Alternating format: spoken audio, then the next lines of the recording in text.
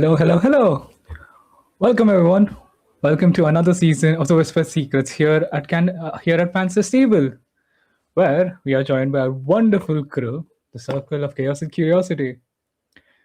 We have a new mystery to be solved, but before we get into it and what story lies ahead for us, why don't we introduce who we have here as our cast? Starting right off, Evie. Hi, I'm Evie Story. I am playing Dr. Jolene Pace, she, her, and I am, or she, they, sorry, and I am an occult researcher, medical doctor that is just really here to help take care of what is occurring to you physically whenever any of this nonsense goes down. Don't worry about my methodologies. It'll be fine. Vetted by a medical practitioner. They are great. Right next door, we have Hippolyta. Hello, everyone. I am Garnet. I will be playing Hippolyta Grovewalker. She's basically the lore keeper. Some of the stories get told to the general public as a way to help facilitate. Yeah, this thing happened, but don't worry about it. This is the story that you're going to be told, while keeping the true story for the society, because Candela needs to know everything that's going on. Indeed.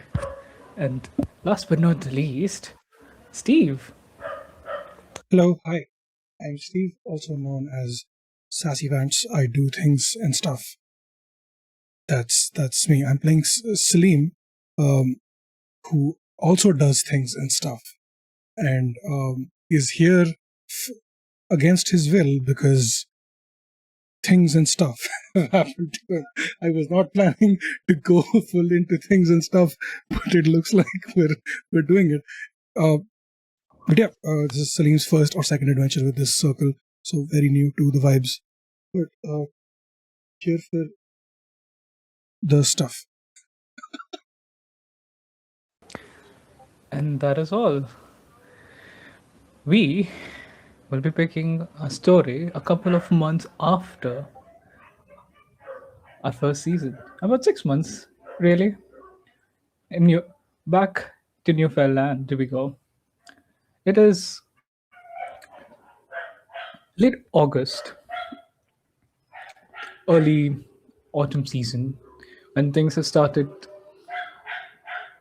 slowly beginning to pipe up around Newfoundlands for their end of the year celebrations.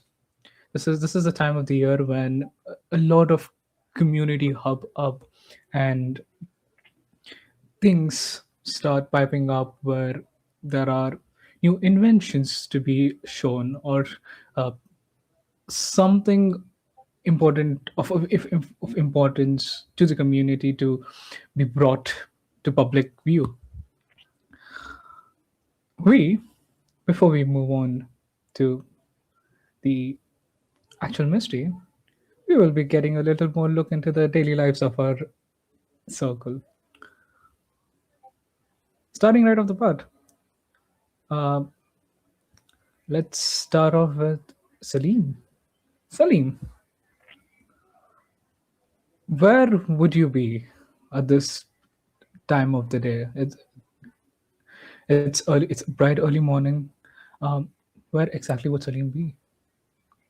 Bright early? Absolutely. Yeah, bright and early. Bright and early part of the day. He's probably not home for the last night. It is if it's that early, right? He probably went out to drown his sorrows, met a random group of people who were like, "Hey, we're going bar hopping. Do you want to come with us?" And he was like, "Sure, fuck it, why not?" And decided to spend the entire night just bar hopping. Salim, on principle, does not like to drink anything heavy, so he only drinks beer. Okay. And he ended up with more beer on his clothes than in him, because that's kind of like the vibe for this dude is very much, I'm going to pretend to get as drunk as possible because then the people around me are going to spill their secrets, and I will be a treasure trove of information in case I need to blackmail them for something. So that is what he'd spent the entire weekend. These random people that he ran into, who he probably will never meet, who spilled their life secrets to him because they were all drunk, and now he has information about these 5 random people who maybe he will use in the future. You certainly do.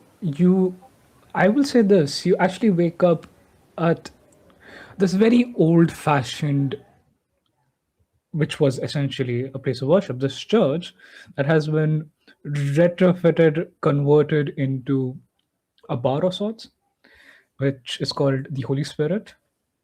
The little I tagline love of that. the place. The little tagline of the place is where we turn your water into wine. You wake up a little groggy, a little spent from the evenings, your finagling, and you see a gentle tap on the table. Okay, sir. Yeah. It is. Do you intend to keep staying asleep right there? We have a festival to be had. Shit, what time is it? Hi. You wake up to look at this very old man. He's probably in his late 40s, early 50s, pepper and salt hair. You see a scar that runs down the side of his cheek, and a simple single monocle resting on his right eye. Warm smile on his face, and as he says to you, "You'd have a couple of hours, as I. It's not too bright and out yet, but you certainly had an evening, didn't you?" Oh, hi. Salim is like slightly flustered because he's not used to whatever this is. Yeah. Do you own the place, or are you just helping out? Like, you God? Indeed. This is my place. I am Osiris. Pleasure to meet you. Hi, Osiris. I am. Wait. Who? What? Hi. Sorry. I'm not used to people actually having conversations this early in the morning. I'm just. How are you so not asleep? Yeah, that's the word. Well, a little bit of age, a little bit of this place does that here. And you see, he walks up to a table, grabs a jug, pours a glass of water for you, and hands it down. Drink up. You will need it. Thanks. Sorry. What is happening? Do you want me to leave, or like, are you cleaning up? Are you? Oh, no, son. I don't think you'd be leaving so soon. Anyway,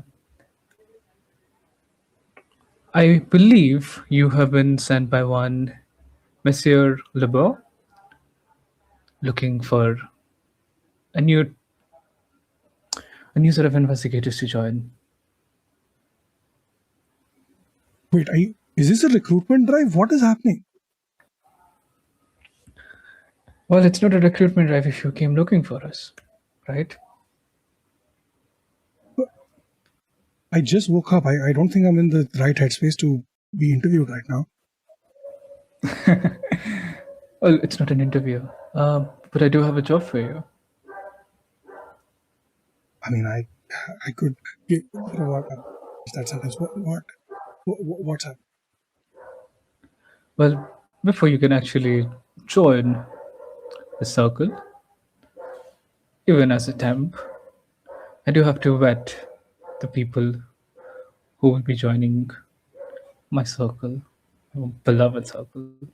So, Oh, is this like a hands-on thing? Because I can be very good with my hands and other things. You see, there is a gentle laugh that escapes him when you say that. I'm sure you will be. Looks around and you see just outside of the place, there is an actual hubbub that begins to be rising up within the city itself. Seems like a small festival is being set up. As you see, some banners are being lifted up. These large, beautiful floral decorations being put up each of the stores. You know that this is the time of the grand ceremony. Usually in the Newfoundland, this time of the year, the grand ceremony is a time where people come out to show up what new advancements or inventions that they have. It's also more of like a Shark Tank episode where people come to pitch their innovations to potential investors. So it is an important time for the city, but also it's very localized, very small and contained. Um, he points to what looks like this large building, um, mostly obscure, not too much detail in particular to any of it, but he says, pointing towards it, and says, "You see, you will be using those hands to get into that.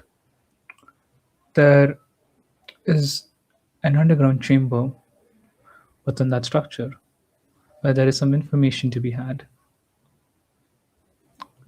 I want to see how quick you are. Will you be able to do that?" I just woke up. I'm still not 100% conscious. You're telling me in order to get into, and I look around, Candela Obscura, I need to steal some shit? Borrow is how I would like to put it.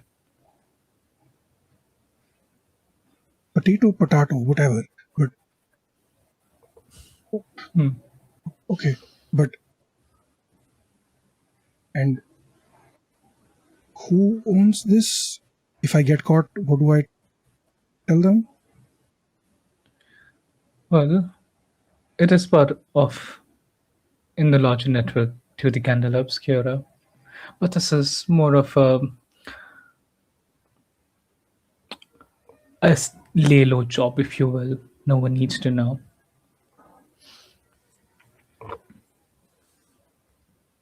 Okay, and if I get you the thing that you were looking for, then you help me find my brother? I will help you find your brother. And how soon do you need it? Well, you see, my circle does have a problem to solve at hand, and they should be leaving by sunset. So before sunset. Fuck it, dude. Okay, sure, let's do it. If you need help, do not hesitate to call for it right now. I can always send you the rest of my circle to aid you in the process. Or some of them at the least. I mean, yes, it's always good to work with a crew instead of doing stuff alone. But also, I don't know if I want my first introduction to them to be, hey, I need help. No? Well, they're quite an inviting and warm group of people. Why don't you meet them and decide that for yourself? They should be coming in soon. Okay, can I at least go home and like take a shower, maybe change? Oh, please do. You stink of stale beer. That's not the first good impression on them. No, I can't even be mad about that because. Okay, yeah, sure. Okay. So you're Osiris, right? That is your name? That would be me. Okay. Are you married?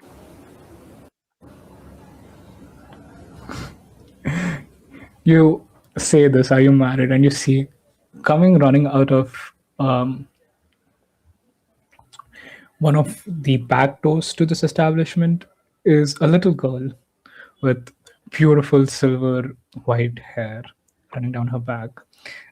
She's wearing this beautiful little floral dress, has these big set of glasses on her, and you see, Osiris, I found it. And she's just raising this big ass journal in her hand that's just a little too big for her. But see, Osiris looks to her and says, "Not married," as he returns to her.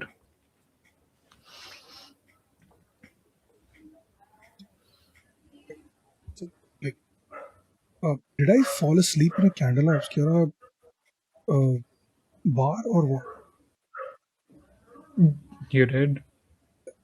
Great. That's great. I'm You fell asleep in a so hideout. proud of myself. Good job, Celine. That's fantastic. Okay.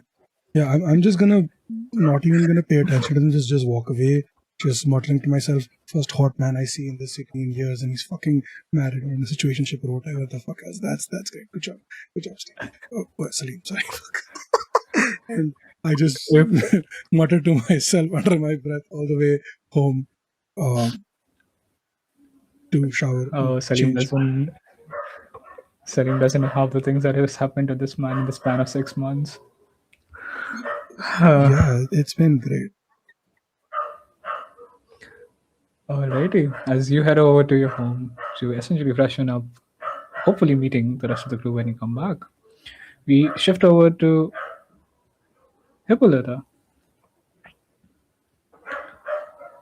Hippolyta, describe to me where would Hippolyta be at this point in time? It's early bright, during early part of the day. Are you back home or somewhere else? Yeah, Hippolyta is back home. It was a shorter evening than she had anticipated. There was like a journalist party that she'd gone to that she was hoping was going to be beneficial, and instead it was just a bunch of like journalistic snobs. She had a drink and a half and then left, went home, turned on her record player, and decided to continue with a new hobby she's picked up, which is knitting. There are really bad scarves all over the place. She's not good at it, but she keeps trying. She is eventually going to turn all of these bad scarves into one really bad blanket, just as soon as she figures out how she wants to do that. And then she's just going to bring it to the Holy Spirit at some point when it's done, for the drunks who fall asleep there.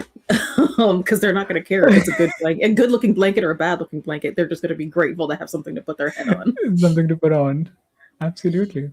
And it's just I would say, a pile of them just being gathered at the side of the room. Just so many just bad scarves, just at varying lengths too. And she's just like, I'm just gonna knit all of these together once I'm done, because they don't need to be long or short. It's just gonna be like, it almost is gonna look like a really, think like Sally's dress from Nightmare Before Christmas. It's gonna look like that when it's done. Just lots of weird stitches and everything put together. It's very Frankenstein-esque, but she loves it. Also, it gives her an excuse to carry around very sharp knitting needles. So she loves that. And she's got like a little holster for them that she keeps on her side, which is just so silly, but she thinks it's practical. As you kind of get through your day, just having finished your daily morning chores, your eyes do kind of wander off to your large collection of books that you have, these journals that you've collected over the years that have just been, a big part of who you are. Your eyes can't help but wander off to that one section which you wrote, essentially. The book, the journal of Ultima Linea, the assignment that you took a couple of months ago. There, it shouldn't be this old. You help but wonder, but for some reason, this book has become an anomaly in itself. Where, for some reason, unlike the rest of the books in that closet section of books, seems to be aging, seems to have a lifespan of its own, and it's gradually, very rapidly degrading. You realized it, I will say, a couple of months after you wrote it and stored it away, is when you started seeing the hardbind covers of it slowly rotting away almost. You would you would rebind them, you would recover them. You'd see some of the pages would be a little more brittle than they used to. It almost became a chore for you to rewrite some of the things so that they do not get lost. But it's as if the world does not want to remember it, and history is just scrubbing this away. Interesting. Do you walk over to it? Yeah. Just to see how bad it's gotten since the last time I did rewrites and rebinding. Because I'm sure the first time I saw it, it was more of a, oh man, there must have been more water damage to this than I thought there was, despite taking precautions with all of my journals. But rebinding, new pages, there's something weird about this. And I'm assuming seeing this happen, I know I would have rewritten everything and sent a copy to Candela.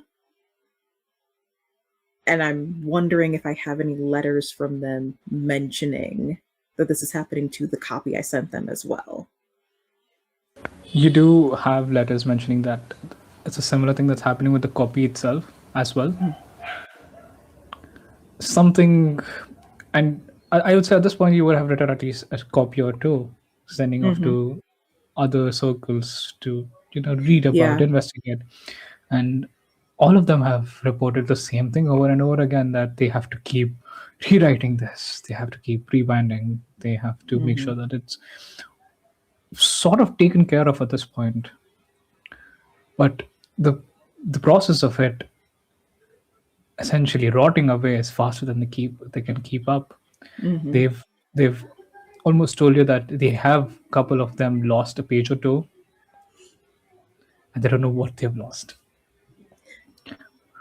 But you still have your copy intact. You have for some reason, for some part of it, all of it preserved, and are able to maintain the entire historical records of all that happened. Yeah, I'll grab my little white gloves that I have gotten specifically for this journal, and I will remove it from the shelf just to see how bad it's gotten in the past month or so since the last time I checked on it. You see that the former couple of pages are fine, but the later half of the book seems to be slightly fading away. You can still make out the words, but you see the writing itself is slowly being smudged and faded.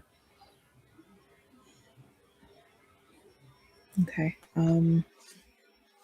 Well, as of right now, I don't really have a ton to do, and since I'm not hungover from a party that I thought I was going to have fun at, I will grab some more paper and just start copying again.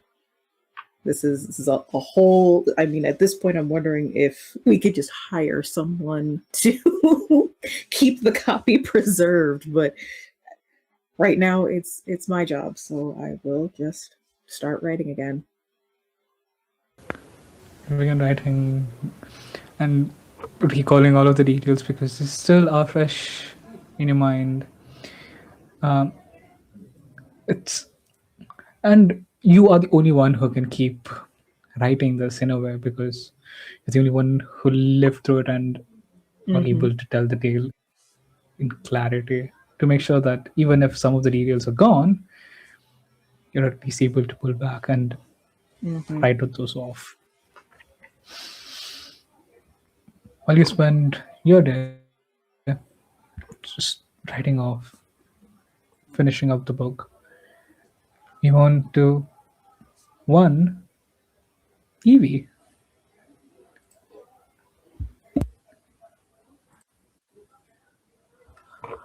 Where is hmm?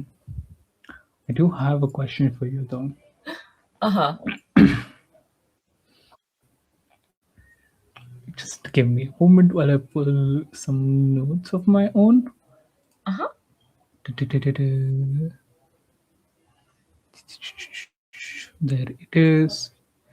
All right, Dr. Jolene. I'll Yes. say you've had a very long night. Oh yeah. It's one case after another that's been coming to you to the night, but the last one was a little more interesting than the rest of them. Um, since the last incident, since the last major case or mystery that you've solved, you've been called into various other circles to help them investigate other anomalies, other strange mutations, and things that are happening. So you've been given a private space of your own. Um, People have been sending their specimens to you.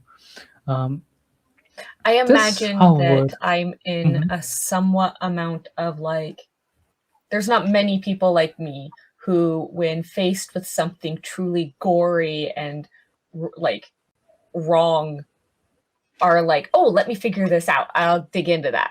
Most people probably are like, yes, no, thank you, back away. So I'm most of perhaps, them run away. yeah, I'm a little bit different in that when somebody actually needs something horrifying looked at from in a physical way, they send it to me because I'll do it. And they've made sure you've been taken care of in that regard while giving you your own space, your own set of equipments, and all sorts of necessary tools for that process and operations that you would usually conduct. uh, in this time, I would say you've also found out another person who has the same kind of spirit and heart uh, in trying to find what the fuck is up with this thing. This young woman who is, I would say, in her early 20s. She is a little on the quieter end. She has this beautiful auburn hair that's sort of always pulled into a tight bun. And she has just recently joined here, not even a month ago. Her name, So Dr. Reese. what's Dr. Reese? Wonderful. Dr. Mhm. Reese is my little tiny, um, Reese is my little mini me because I also have auburn hair. And when I'm in the lab, I keep it in a tight bun. So we're just two of the same running around. This is great. Uh-huh. She is currently writing down all of the notes and various observations that she took from one of the specimens that she's been currently working on.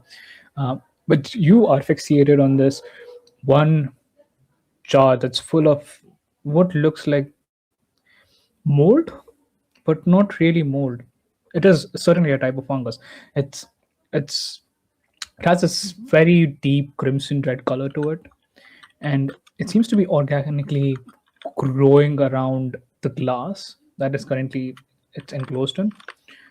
The strange part about this specimen is that every time you take a sample or cut it off and put it up in another piece of in another glass jar, essentially, it seems to mimic in growth and essentially virility to its original um, donor, I would say.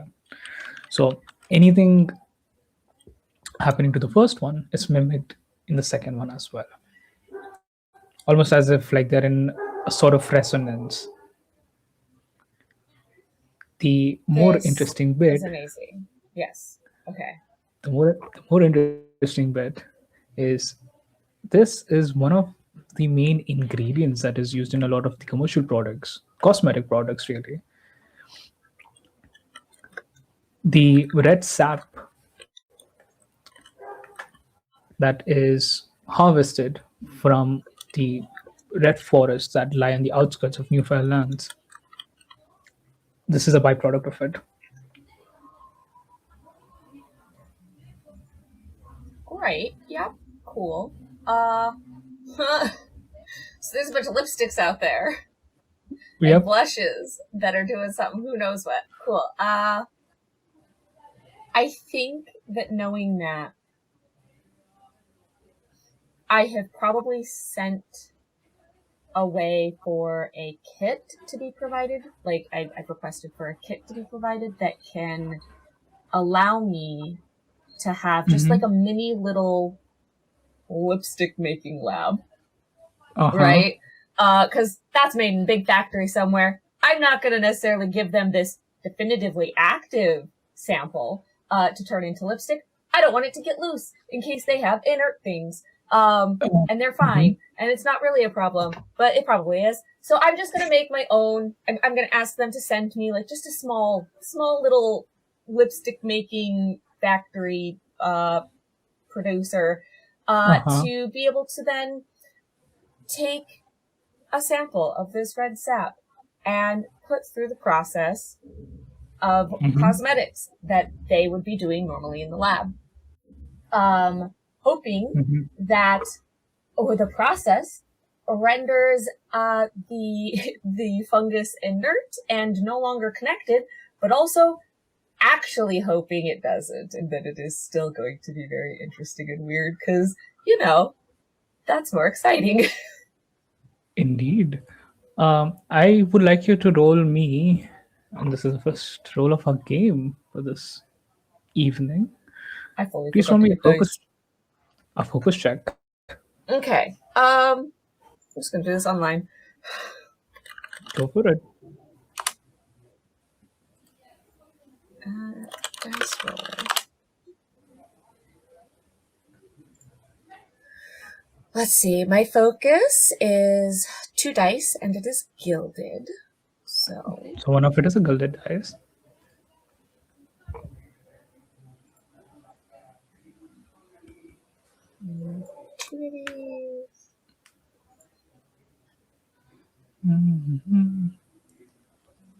I got a 6 on the non-gilded die. Alrighty, a 6.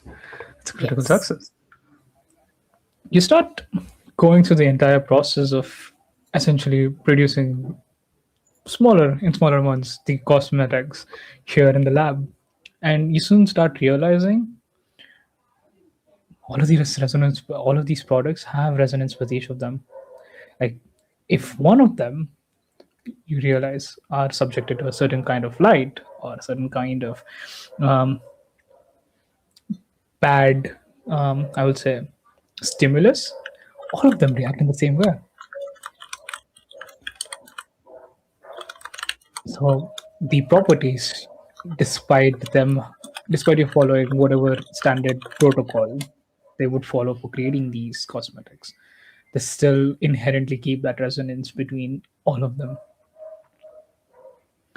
Secondly, you also notice that when subjected to great amount of heat, they end up growing rapidly. Like, they break free from the cosmetics and sort of engulf and absorb whatever material that they currently have, that they're enclosed in, essentially, that they're used in. You've also seen that happen to one of these specimens in the glass. As you saw, it almost break free from its container and almost eat away at the glass. And that only happened when it's subjected to just high amounts of heat. Okay, but high amounts of heat, not just High any amounts amount of heat. Just high amounts of heat. Okay, Very high so amounts not of heat. fully dangerous, but definitely. I think that that Jolene is going to create, like, I've got like 5 little tiny lipsticks that I've made. And then I've got the main container that this particular sap selection is from. And I'm going to take these 5 little lipsticks and I'm marking them with people's initials because my intention is to do some field research next and see what happens. And I've told Dr. Reese that Dr. Reese, whatever you're working on for the next, oh gosh, I don't know, couple of weeks, you're going to want to make sure that you keep this jar with you. I want all the notes of all of its activity at all times. This is your new baby. Here you go. And you see Dr. Reese takes it from you with kind of a spark of curiosity, but also an acknowledgement of, oh, you've given me a responsibility. I shall try to prove you proud.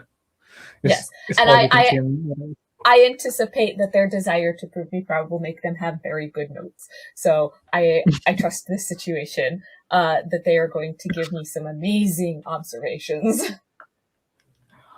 Yeah, absolutely. And you see, Dr. Jolene, this is my first. Are you sure? I thought I would just be taking notes and.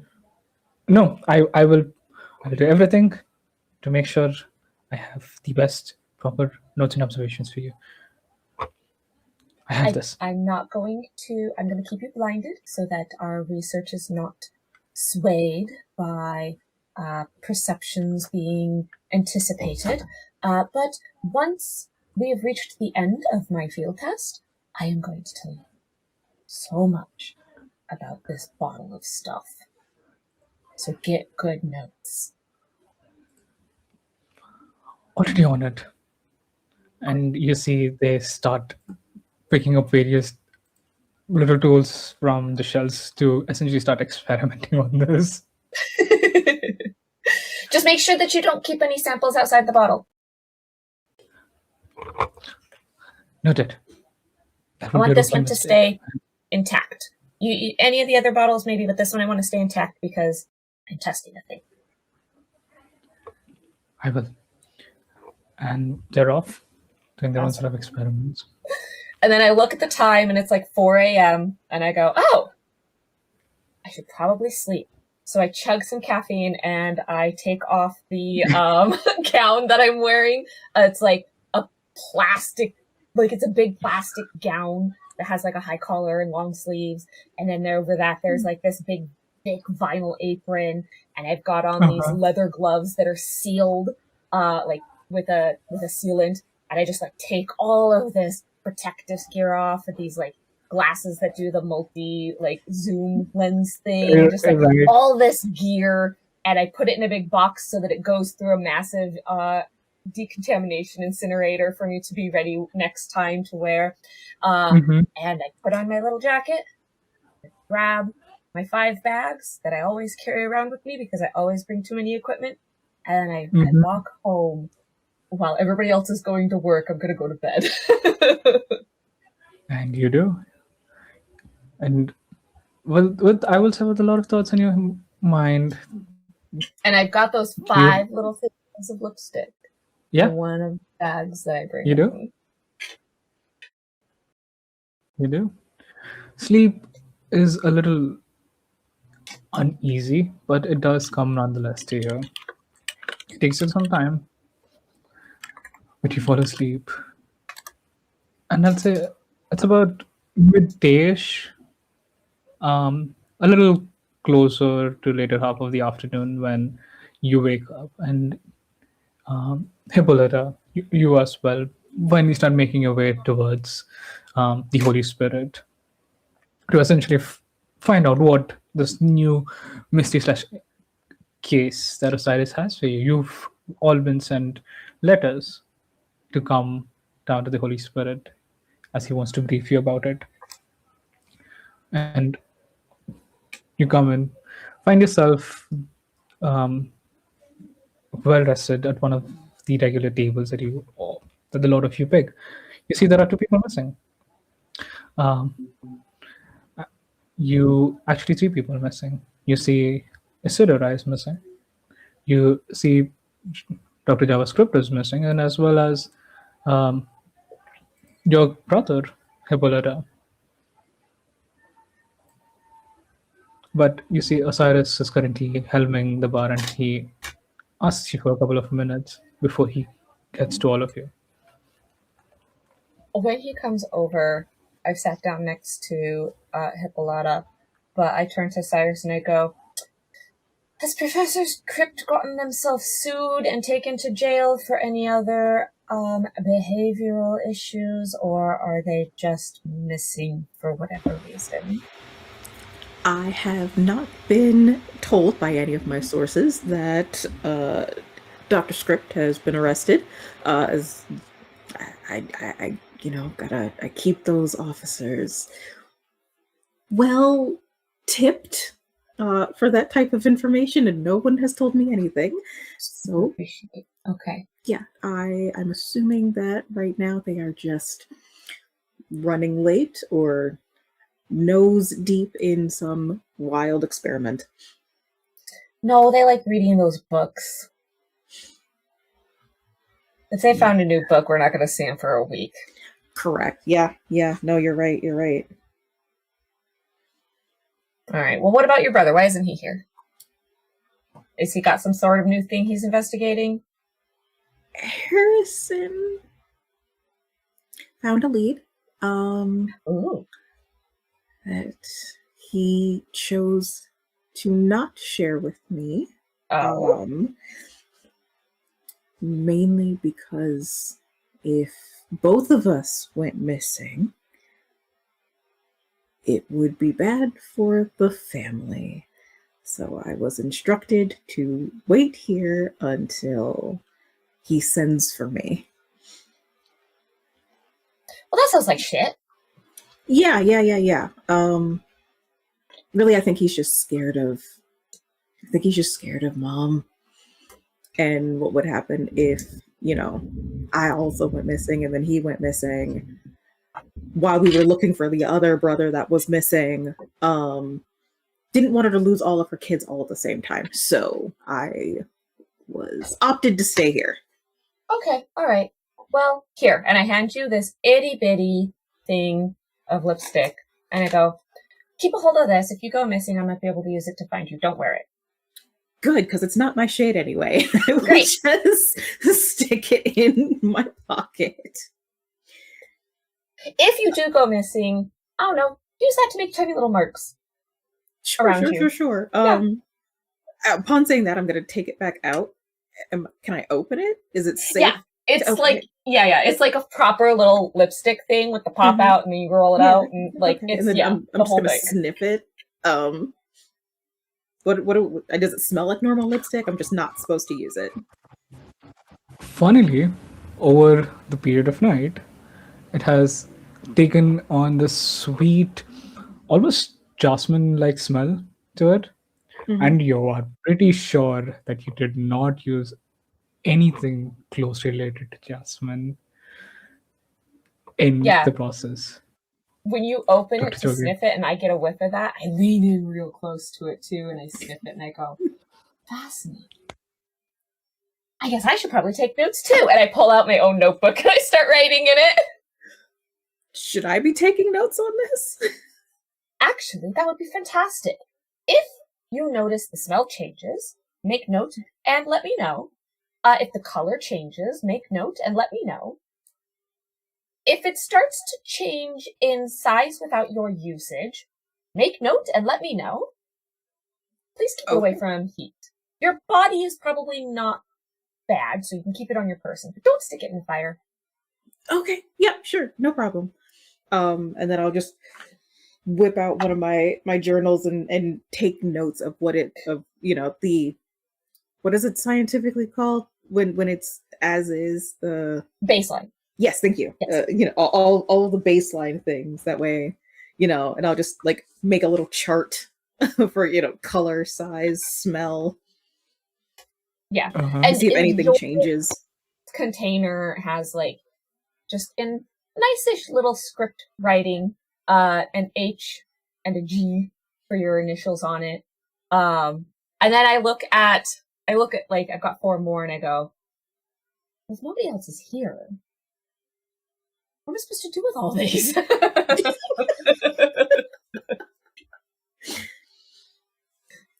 Well, I'm sure they will show up eventually. I don't know about Isadora. I probably shouldn't have made one for her. She seems to be really on something. I don't know. She's something. Yeah. I put that one back in my pocket. Has she written at all? Like, I haven't heard. I haven't heard from her. Maybe So the last you ghosts heard know from where she Isadora is. was a letter 3 months ago that they had been sent by Osiris to investigate a cemetery. I have not heard since then.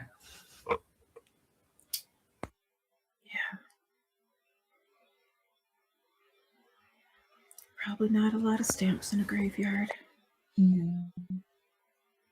No, and you don't get couriers very good if their bones and stuff don't stay together very well. So even if they were zombies or something, unlikely to send out mail.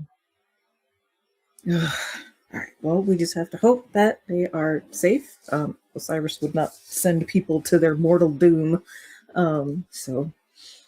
Yeah, it's probably something just to do with, like, ghosts or whatever. Speaking of, I turn around to Osiris and I go, how's our ghosts? And you see Osiris, who has just finished up work, serving up the patrons who are at the table, look up. We're just closing in for the day, folks. Just a moment. And you see sense of the last couple of people out. As I forgot they were he patrons. ushers them out. Definitely just say that loudly in front of the patrons as they're looking like, I could have swore they just got here. Is she already drunk? He gives them a sheepish smile as he ushers them out of the establishment, shuts the door closed, flips the sign to closed, and looks at you. Well, ain't that wonderful? Comes down to sit at the table where the rest of you are. So how have all of you been? The both of you. Well, aside from the hand cramp of repeatedly rewriting my journal, I'm all right. Which journal? Is it that one still? Yep. No matter what I do, no matter what kind of paper I use, no matter what kind of leather I use, it just keeps deteriorating. Not right now. You don't have that journal on, do you? No. Okay. It seems Later. to deteriorate slower when I just leave it on the shelf versus when I'm messing with it. So Okay. I just put it back. Remind me later, I would like you to put some lipstick on that to see what happens. Sure. Still don't understand it, and I really wish that Professor Script would get some sort of something figured out about it, but I don't think that they really have read the right book yet. Oh, yes, Professor Crypt. Oh, they said they would be running late today. They said they have some legal matters to tend to before they get to us. They And are I hope we do have... in trouble. Oh my god. Dang it. Well, legal said they troubles have it doesn't mean covered. arrested. Legal troubles could mean, that there was some philandering or maybe some missing notes. Certainly not arrested. I can assure you that I would be on top of it if they were. Not the best thing, but something along the lines of them finding out someone else trying to copy their work, which is for the first time when they started working on something original, someone else tried copying them, and they are trying to deal with that. Well, First time for everything. That's karmic. That's fantastic. They have it covered, as what I've heard. So they should be joining us sundown, at the very least. As for Isadora, they came back to me a month ago and said they had, which also brings us to the case in hand. But to inform you of Isadora, they came back here at the establishment, said they had a problem to take care of at the late Doma's estate, said something along the lines of the great past calling them back. I did not want to know what it meant. Of course, he used their ghost to speak in more cryptic language than I would like. I did not question it further. I said, if they need help, I would be right here. Asked if they wanted to leave a message for you. They said they would be back soon and it wouldn't be required of it. But here's the problem. As you know, the Redomas family have gone missing. It's been over a week. Wait, did Isadora take him? I don't think so.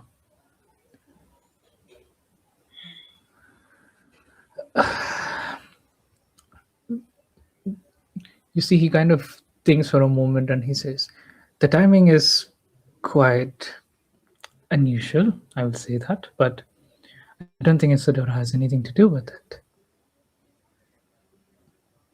But I do know that the last, if they were to go anywhere, was the family estate.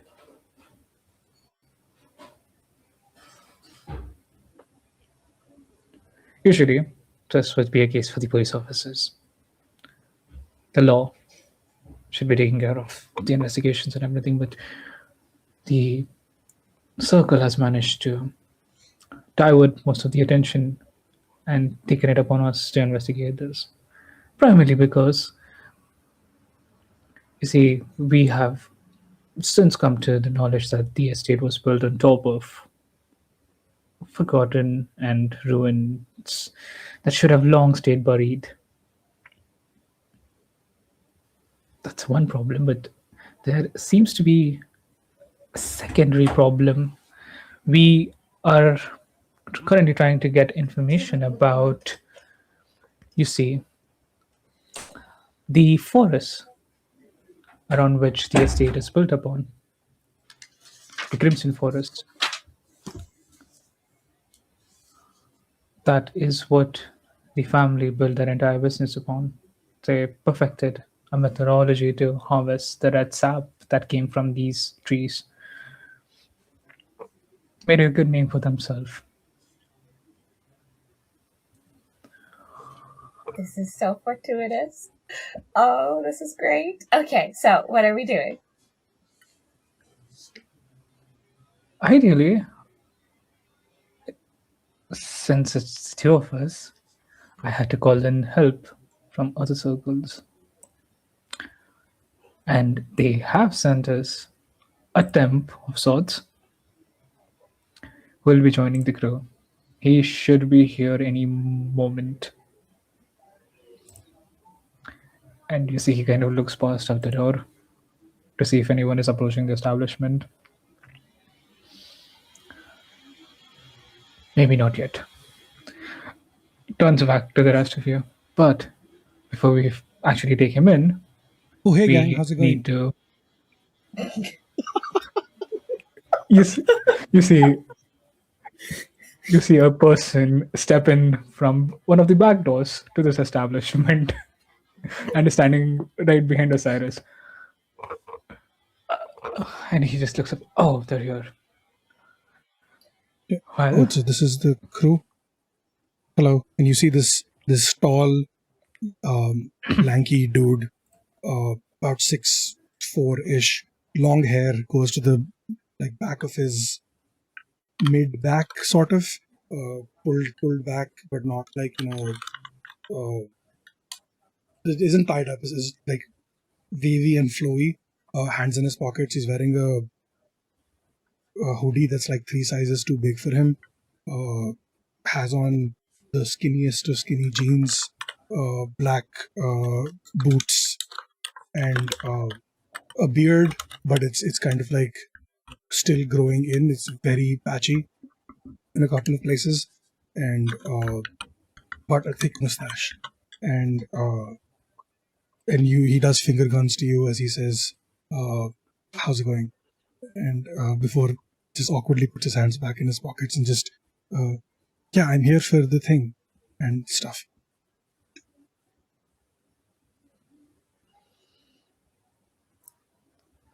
Osiris, You see they've Osiris sent just- us a baby. Oh yeah, he's very young, like early 20s young. So Wait, how many So it's babies kinda does she just work with? I guess looks down. my baby has been pretty competent. Maybe you'll be a competent baby too. wait, you have a baby? You don't look old. Baby like you. A baby, wait, are they actually part of the lighthouse or are they just here as a consultant? You've been told that they know bits and pieces about the circles, about Candela Obscura, but not a formally integrated in. So, up to you. How much ever you've told them. Yeah, I think that Jolene will probably be like, well, you know, baby member trying to become a part of the big kids club. Oh, I mean, if you want to call me baby, that's fine. I'm okay with that.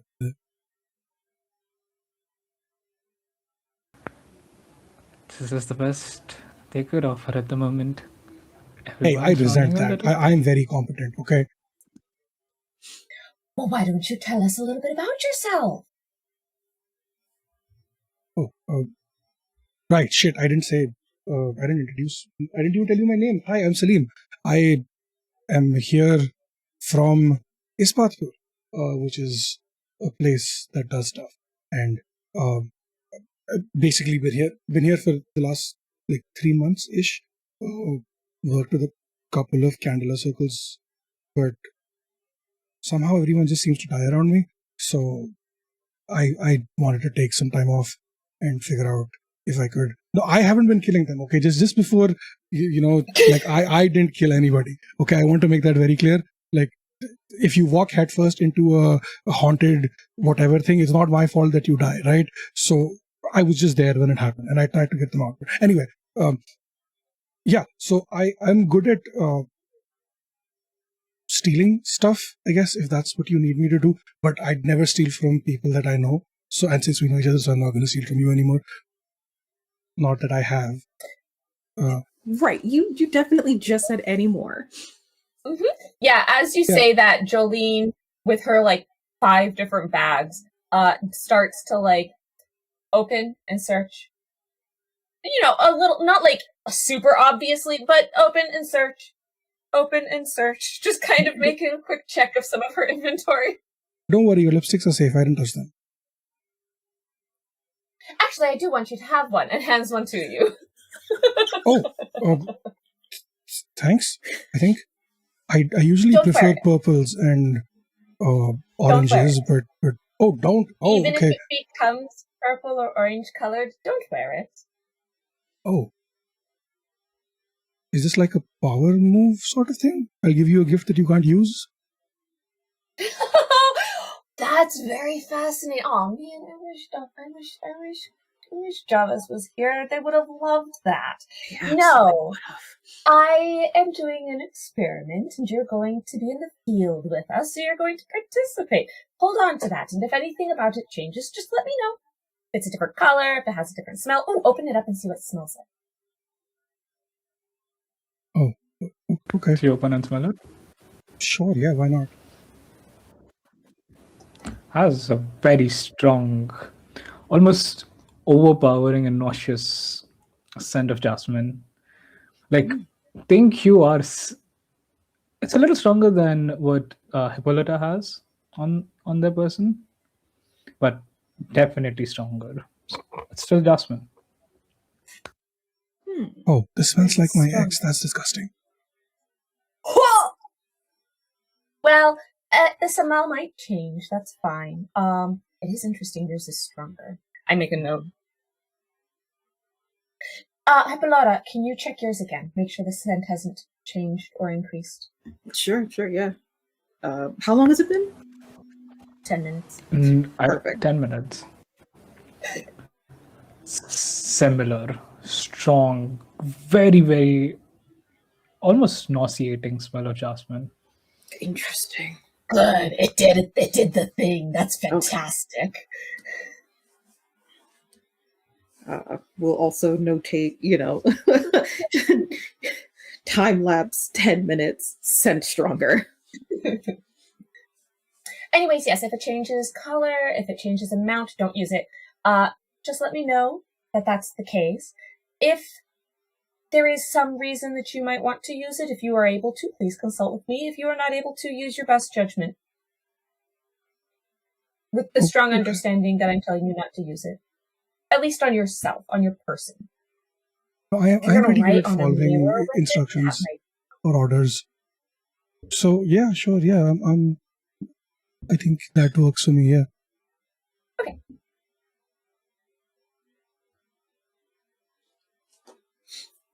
Okay, right, yeah. So, the thing, I can help with finding stuff and looking for stuff and things, but mostly just, I didn't realize that people working at Candela are so, how do I say this without offending you? Not young? Of course we're not young. We've been through so many things. So many things. You know how many ghosts I've seen in my lifetime? There has been flesh talking to me that isn't supposed to have a mouth. I am not young because this is what it means to actually be in the Candela Obscura circles. You're going to age much faster than you realize. The moment you actually are no longer a baby trying to join. That's why you're a baby right now. And it's not just like metaphorical aging that she's talking about. We mean that literally. You could be trapped somewhere where time moves differently, and you therefore, even after you leave, whatever age you, however much you aged in there, you're still that age when you come out of that anomaly. I'm gonna turn back to Osiris and just, I changed my mind. I'm not doing this shit. I'm out. See, Osiris just looks up at you and says, I thought you wanted to find your brother. Yeah, but what's the point of finding my twin brother if I end up older than him? He might be older than you right now. Yeah, if he's missing due to something that that Candela can help you with, then there's a good chance he might be older or even younger than you. He might have de-aged, and you may need to go through the process to de-age in order to continue to be a twin. You're a twin?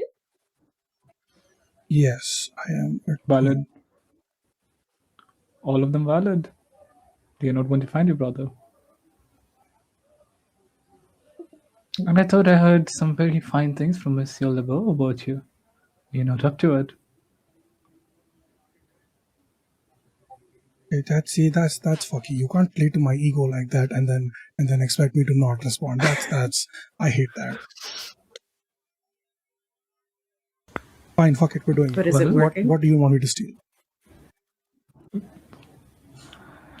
Well, that brings us to the problem at hand. Why don't you take a seat, Mr. Salim? Grab yourself a chair and I will tell you exactly what needs to be done before you all start heading off towards the Lodoma's estate. Okay. Hopefully, but first, hear me. Will be... Mm-hmm. Yes. Yes. Bear me. I was hoping to do a cool thing where you would slide it off the counter and I would grab it, but... You see, I don't have beer on me at all times. He gets up, walks up to the counter behind, grabs a bottle of chilled beer. Okay, now I feel bad. If you're going to get up and walk all the way to it, I would have just done it. Okay, thanks. As Osiris is making the beer, I'm going to turn to Saloon and say, No. We don't slide beers across the bars here. The ghosts will oftentimes fuck with it, and then it's a whole problem. Although I guess there's not patrons here at the moment, so we could possibly show you. But it usually makes a really bad mess, and then I feel bad for Osiris having to clean it up. Wait, there's a lot active of ghosts ectoplasm. in this bar. Yes. Why have we not exercised them? We kind of sort of did. And they just came back. Well, they kind of sort of didn't fully leave. Yeah.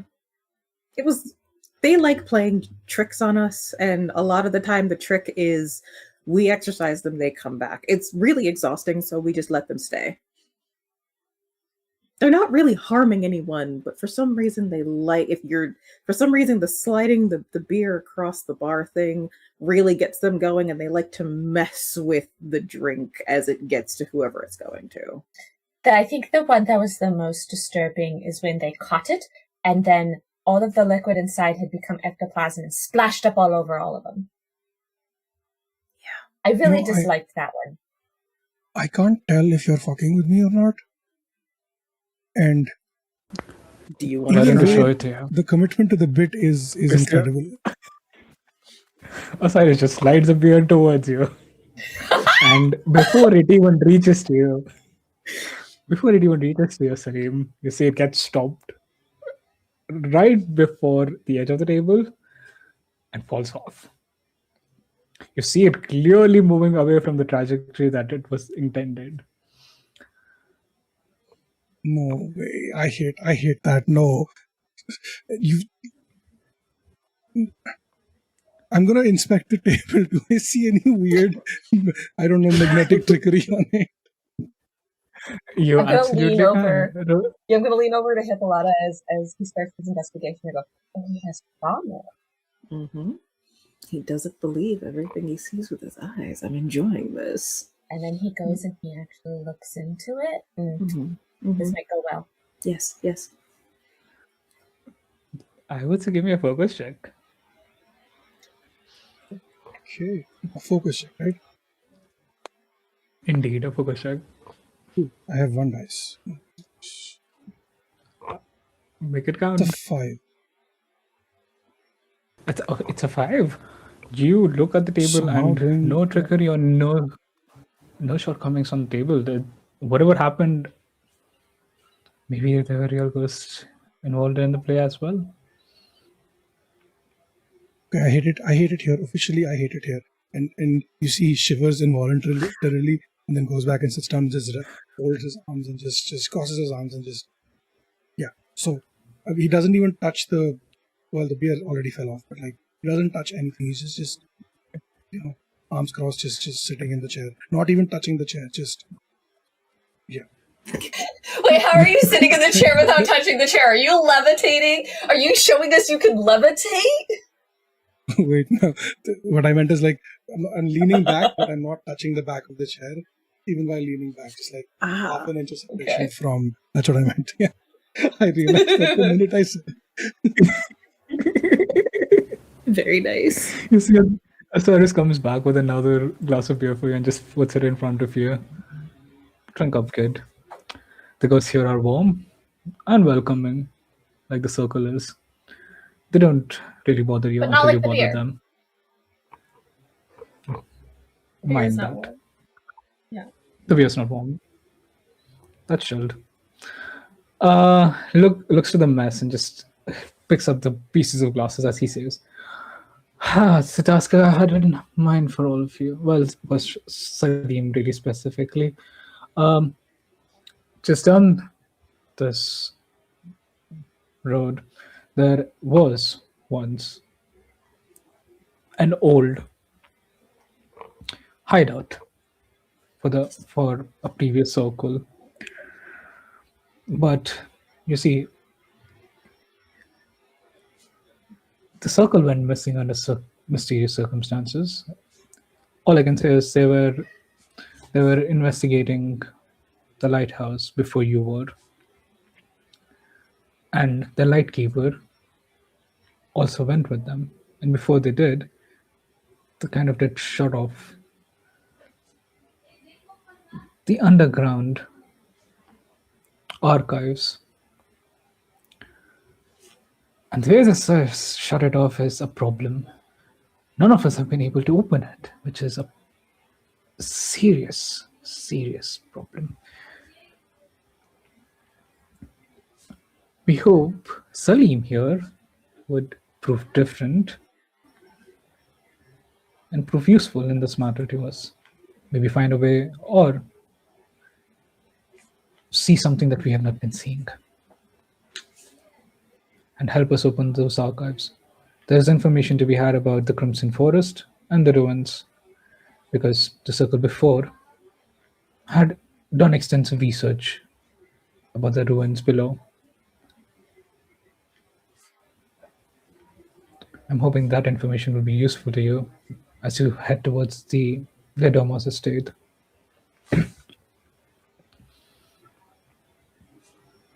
So, a really simple task for Salim. Just open up an old crypt of archives, find the information you're looking for, and then you should be all good to go on your way.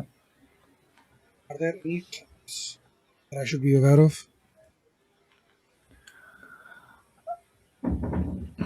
If I knew the Lightkeeper as well as I did, there'll be some of them, yes.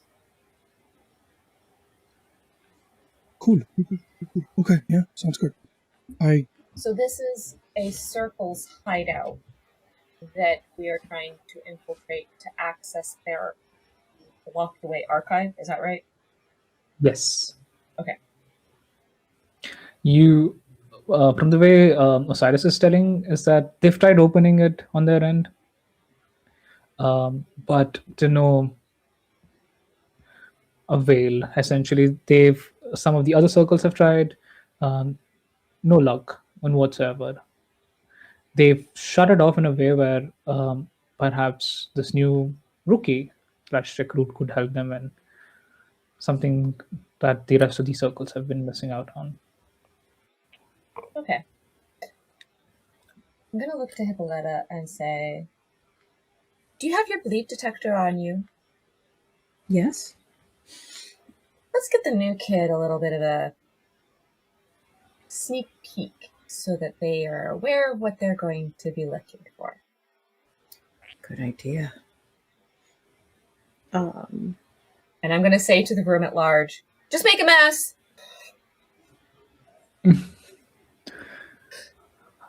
Just I will as soon wait. as you see Osiris scrunch up his nose as you see a couple of the bottles behind him shatter,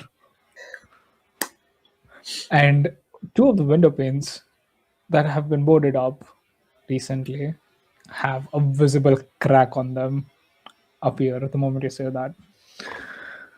Must you do that? It's an active bleed. And as you say that, you, Salim, start hearing the sharp ringing voice, like, a tongue being hit against a metal and having that sharp ringing noise ring at the back of your head. And as you see, Hippolyta, do you have the bleed detector out? Yep. I was waiting a minute to let them mess with stuff, and now I will activate it. It's ringing violently, just moving across the board. So this is what you'll need to ignore while you're trying to get into the archives. Because this is just normal. This So isn't even that bad yet. Salim's been sitting there with his arms crossed, and when all of this happens, you see him almost jump out of the chair and just take 2 steps back, just pinching the bridge of his nose because of the loud noise, and trying to not react anymore because he's already reacted in ways that he did not like. But okay, yeah, this is fine. This is child's play, right? And since I'm the baby, apparently I should be okay with this. Yeah, no, don't worry about it. I'm all good. You can stop making noises now. he just yells at the room, and it's fine. Don't worry about this stuff. What the fuck? And I think as like it's clear that like, okay, we've made our point, Jolene is gonna turn to the room and go, all right, you can stop. And I mean it. Everything goes silent. So do Salim, these you ghosts have feel, names, or are they just like ghosts, or are they like specific people who died, or and why There's a have few. We could talk to him. You have to go to the basement for that, though. Yeah. When they're up here, they're just, it's like a giant group thing. If you want to like get to know them, that's downstairs privileges. Yeah, I don't know if I want to have one-on-one conversations with the ghosts. What if they fall in love with me, right? No, I don't need that right now. Anyway, so you've tried exorcism, that hasn't worked. Have you tried helping them move on? Is that like a thing? You know, maybe they have unfinished business or something? I don't know. Why don't you have that conversation with them after you prove that you want to join our circle, and then you can get all of the helping them move on that you want done, and you can try and clear this place out of all those ghosts. And that can be your like little fun side project.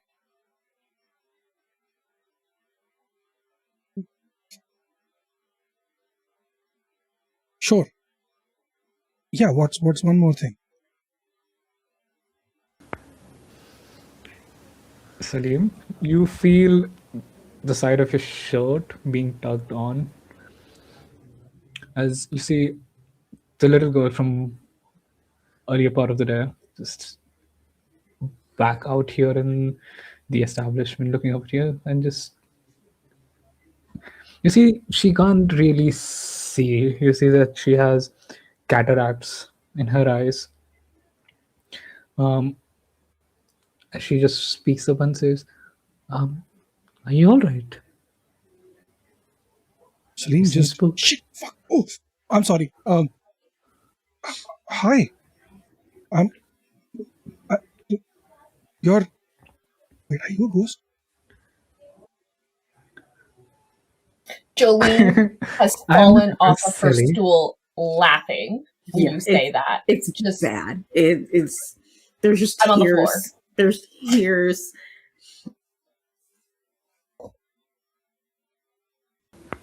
Oh no, silly, I'm not a ghost. Why would you think that? Oh, Oh, why would you?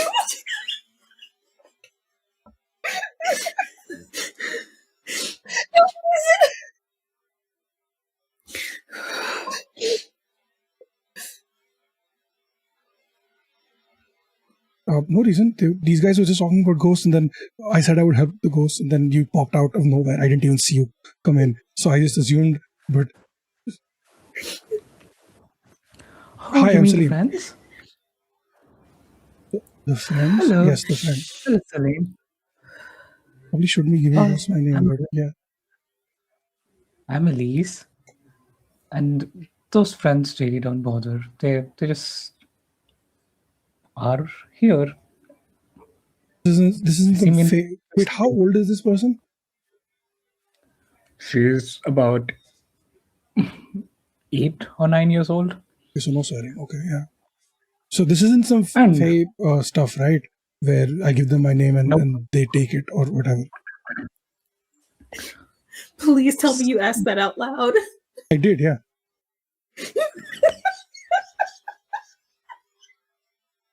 Jolene has accidentally knocked a glass over as she attempted to stand back up, and then you said that, and she started laughing again. So now there's glass shattering everywhere. While talking to this person, Salim just whips his head around to look at the glass, looks at Jolene, and just stares at her for 2. What is so funny? I don't understand. I think we've forgotten what it was like to be new to this. Yes, you're doing great. You're doing great. You're doing such a good job.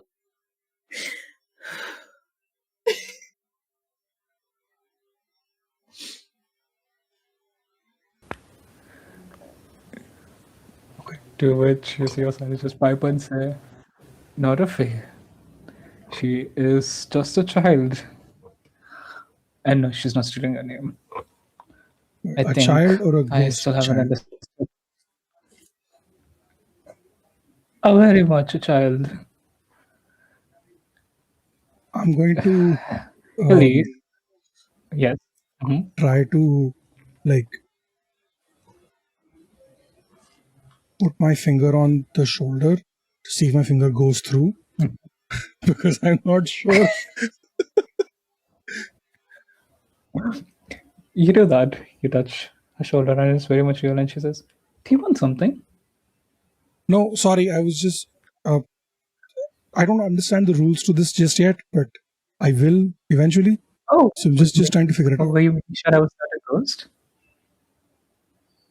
Was I sorry? What?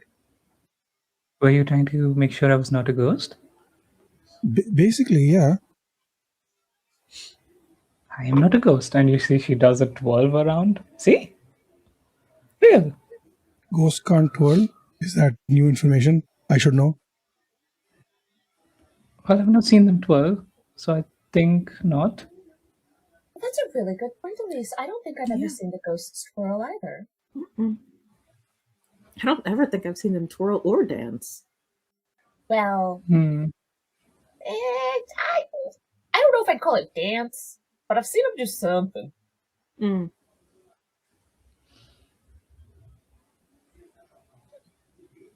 Yeah, right. No, she's real and, to the best of our knowledge, not a fae. She hasn't stolen our names, so She runs up to both of you and just gives you both a big hug. I'm glad you're back. Where have you been? I missed you both. busy Work? doing boring grown-up stuff. Well, I wouldn't say my grown-up stuff is boring. Speak for yourself. My grown-up stuff last night was boring. Didn't you have a party last night? Yeah, if you can call it that. Oh, Yeah. I'm sorry. Mm-hmm. Yeah. All right. Well, Is Auntie Isadora not here? I was hoping We she have would to be. go find Auntie Isadora.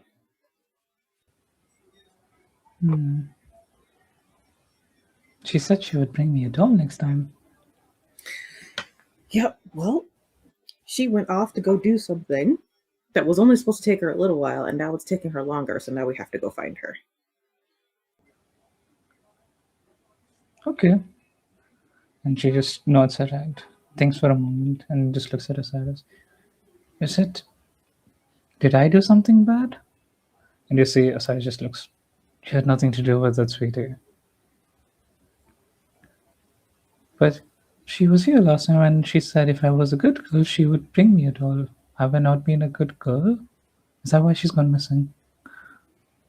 And you see Osiris just shakes his head. You've been the best girl. You've been good at your studies. You've been practicing to keep your powers under control. So, no, she hasn't gone missing because of you. It's not your fault. She's just taking a little bit of time. Sometimes the rest of the crew is here. Sometimes grown-ups think we can do things by ourselves, and then it turns out we need help. She needs help now, because she thought she could do it by herself. We thought she could do it by herself.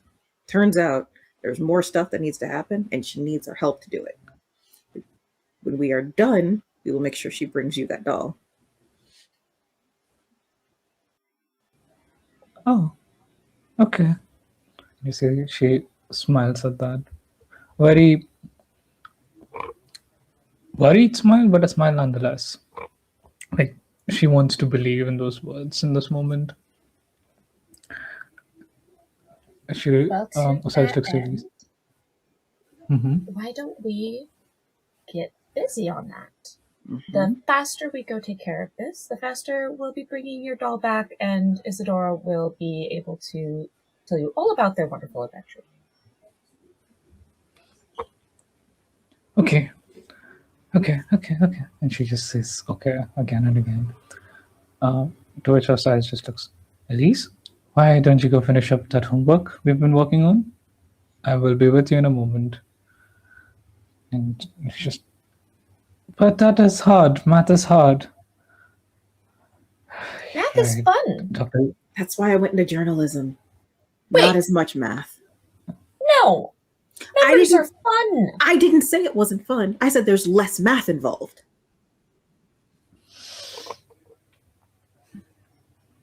You don't like numbers? How could I not like numbers? My entire job is statistics and facts. Okay, good. Then I'm happy. There's just less imaginary numbers in what I have to do. Oh, but the imaginary numbers are some of the most fun. And that's why I let you handle it. More fun for me. Exactly. If you're still working on it when we come back, Elise, I will give you some assistance. thank you. Okay. But you Okay. give it a try first. The teaching us algebra. And she just looks very, very distant. A look that the player and Apollo know very well. Just like so terrible. I see. I don't want to make it worse by telling her about like grids and matrices, because that's just gonna that 1,000-yard stare is gonna get so much longer. You go find the X, and if you have trouble, I will assist. Just like what Isadora did. Isadora went to go do a thing himself, and then if they ended up with trouble, we're assisting. You're doing the same. Okay. I'll try finding the X by myself first. And you see she runs off to the back. Not always No a good running. idea to find the X. Careful on the stairs, Dan.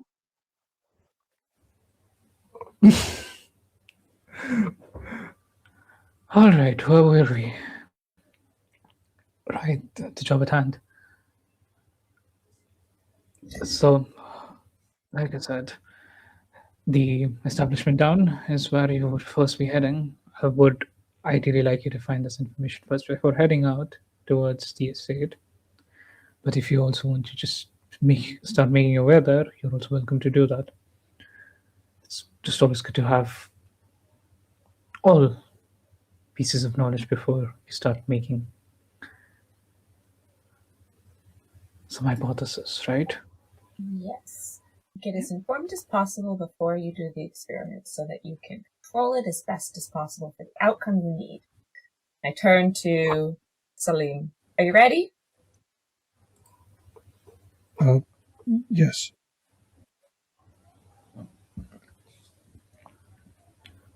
Well, that sounds like a good time to say. Looks at you, Salim. Don't die. All right? That is a possibility? What the fuck? No. I'm a doctor. As I walk past you, I clap you on the shoulder and I go, I'm a doctor. I'll keep you alive. But that's worse. You realize that's worse, right? Better to have a doctor with us when we go to do the potentially dangerous thing than to not. Because not having a doctor could definitely mean death. Having a doctor means potentially not death and an interesting scar. None of us have gotten a scar yet because I'm that good at my job. Okay. You'll soon have another doctor joining you as well. A different kind of doctor, but They don't count. They're a professor, not a doctor. Medicine, it is different. Don't get me riled up. I walk out the door before I start getting mad. you see Osiris just Dr. laugh at you. Script to patch you up. And I say as I walk out the door. You know, Osiris loves doing this because he knows it gets you all riled up. So you hear him laughing as the three of you make your way out of the building, the Holy Spirit. Alrighty. The three of you begin making your way down the street, and you start seeing a lot more of the shops have certain amount of decorations and charms kind of put up to um, give them a more celebratory look, just to give the vibe of, oh, there's a small festival coming up. We should put up some decorations. Mhm. And it's a relatively short walk to this large warehouse of sorts, this large abandoned, what was once a factory for, um, not really technically a factory, but just a storehouse of sorts for marble statues, statues that would be delivered anywhere throughout the city. This was a place where they would be, where large slabs of marbles would be brought in. They would be remodeled into statues, sculpted, polished, and then sent out. But it's been abandoned for quite some time now. That was the front that the previous circle had for this place, but right now abandoned, in a state of almost ruin of sorts. Like, you see a couple of the windows broken, this large set of doors that have these heavy chains bound to it with this large lock in place. Um, and it's a little off to the side of the city, like not smack dab in the center, just a little on the outskirts, but still relatively accessible, so people could walk in, um, put orders in if they needed. You make your way here. What is the group doing?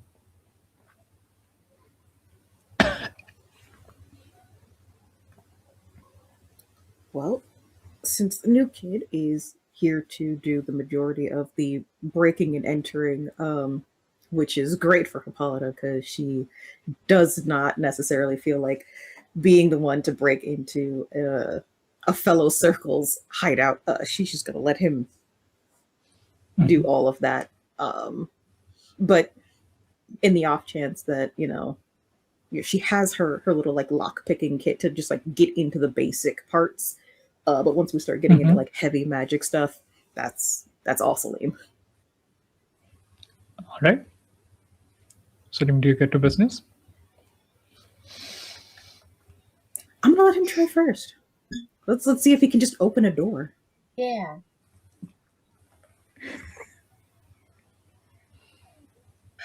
Sure.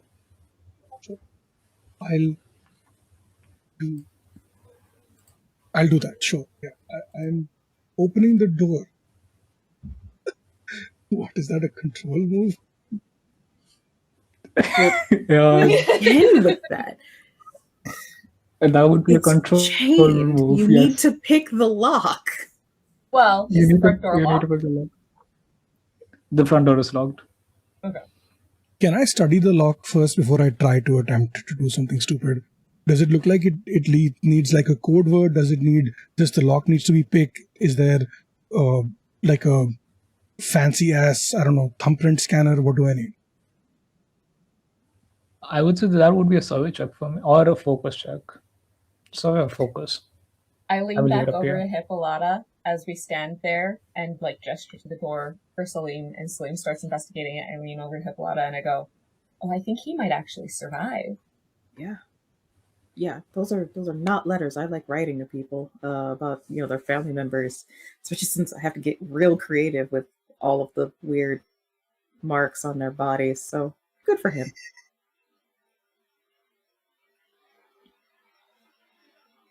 I don't. Okay. Okay, cool. I'm gonna do a survey roll. Watch the dice. Uh huh.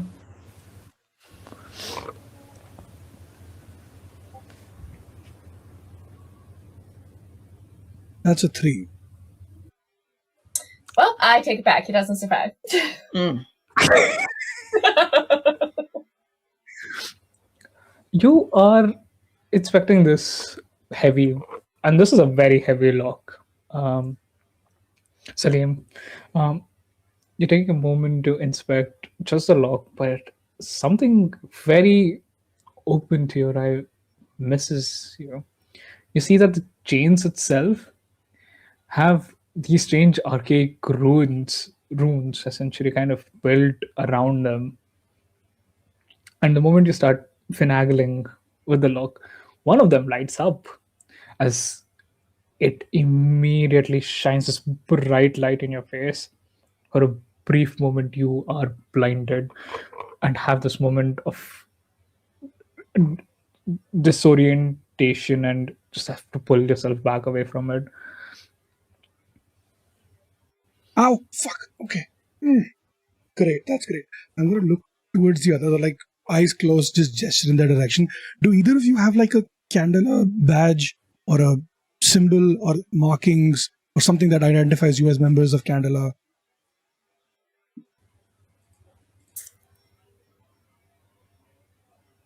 Probably.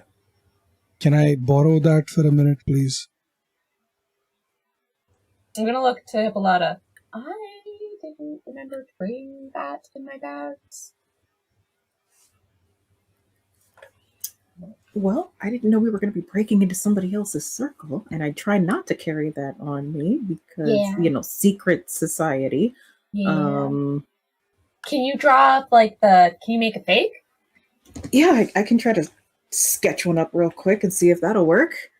And so then I'll just rip a page out of my notebook and sketch up the Candela symbol and hand it over. That might work. Which is basically just a lighthouse that has this bright beam of light shining from the very top of it. And you hand it over to Salim. Salim, what are you doing with it? I don't know if it's just like a fake thing, whatever will work.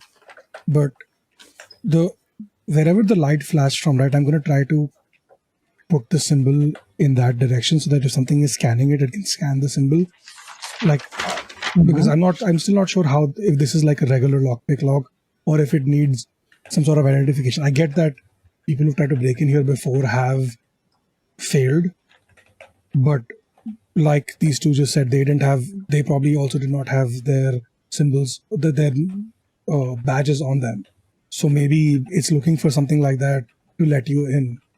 That's what I'm trying to see if that works, or at least helps. You bring the symbol close to it, and you see, for a brief moment, really nothing happens to it. But then the drones around it light up very, very briefly, momentarily, like just a snap of a finger before they disappear. The runes disappear. The runes disappear. Holy shit, okay. I just look at the others and I try not to hide the surprise on my face that actually worked. And just like, see, all you need to do is think outside the box. Or the door in this case, I guess. Also, Lenny, what made you think I'm going to be a good lockpick? I have 0 in focus. I have 0 in fucking control. Like, I'm a magician, not a criminal. What the fuck? One way to find out. Okay. It makes up a hilarious setup, I will say, but being hired to break a lock when I've never even touched one in my life, that's great. You said you were good at getting into things. We assumed that meant burglary, especially since you mentioned taking other people's things. We assumed you were a criminal, so that's on you. Yeah, okay, fair enough. Okay, cool. So that, I'm assuming, is one thing. I'm assuming the lock is not open, right? alrighty, it's easy for you to open. Once you get the runes out of the way, the lockpicking really doesn't even take much of time for you. Even with you not having enough skills in it. Shit, okay. It's a relatively simple lock. All you had to do was flash a Candela badge, and none of these fuckers over the last year even thought of doing this. Oh my god. They did it. They just reinforced it. They did it. They just reset it up back once they were done. You're Problem's saying not here. No, I mean, like, nobody ever since has tried to open it. That's what I meant. It's been locked for at least 6 months, right? Mm-hmm. I mean, the inside parts are locked. The outside part, this you get through. Wait, this is not the main lock we have to unlock. No. No. And I push past you and go through the door. But thanks for opening that.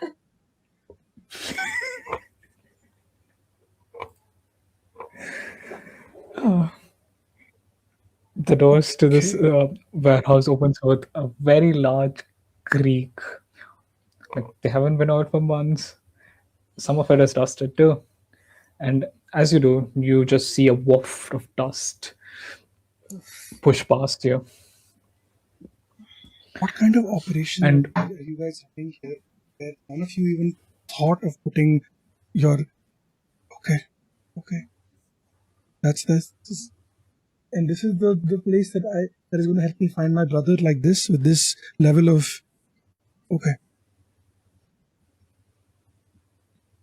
Right. See, all we did was get into the abandoned warehouse portion. We haven't even gotten into their actual hideout. People getting in here, no one's really concerned about, because like there used to be stuff in here worth stealing, if you were strong enough to carry, to move marble slabs. But look at this place. Yeah, but this place looks like it hasn't been open in at least 6 months. So, like, why wouldn't you at least try to? So why wouldn't, if they were trying to get in, they would have tried to open this first before getting to the other locks, right? Right, no. Candela reset the lock. It's the downstairs that's the problem.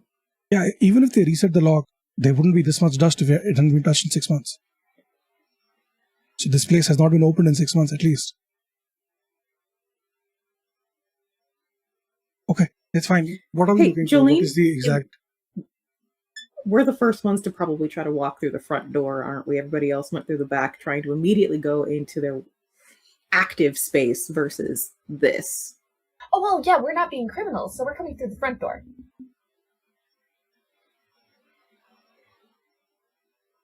Sure, yeah, I believe you, yeah. So everyone else from Candela was being criminals when they went to the back door, is what you're saying? Most likely. Okay, sure, yeah, I completely believe you, yeah. Okay, what are we looking for now? What sort of research do we need? What is the... I don't know. They said something I'm about going to take the out haunted the house. bleed detector so we can try to find the door to the actual space that they were using. Mhm. That way we're not And just wandering around a warehouse all night. Yeah. easy enough for you to do.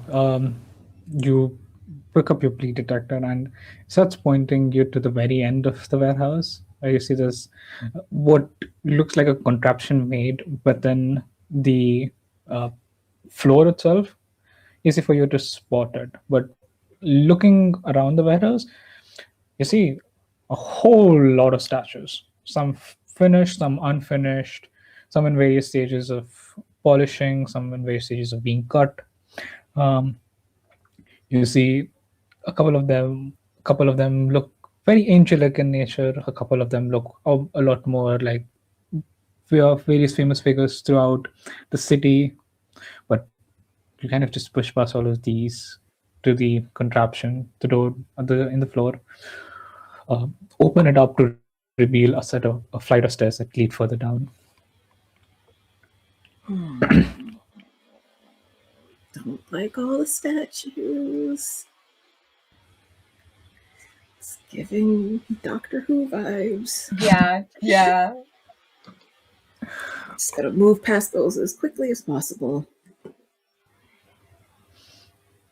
I think Jolene. as we go past the statues, if you might notice that Jolene does put a hand on each one just to confirm all of these are marble feeling. Nothing feels like flesh. And just kind of like All of them are gives marble. like everybody a high five as she goes past them, basically. You do that. You touch all of them. Very much marble, very much solid. No muscly or sinewy texture to any of them. Good. But Great. you pull it up. As you're kind of moving towards the flight of stairs, you swear to God, that angel looked at you.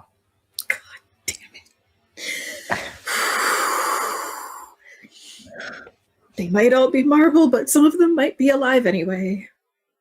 I can't help that part, and I push past you down the stairs to get in front because I'm scared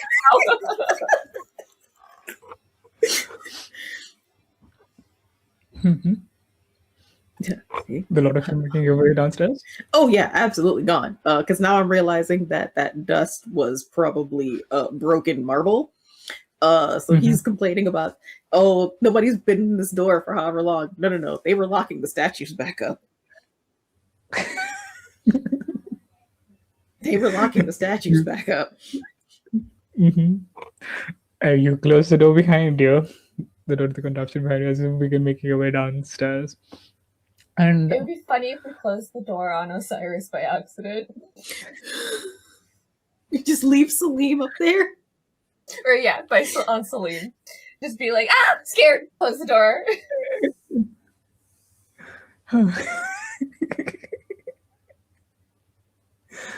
I assume Salim is with you, just a little further ahead than the rest of you.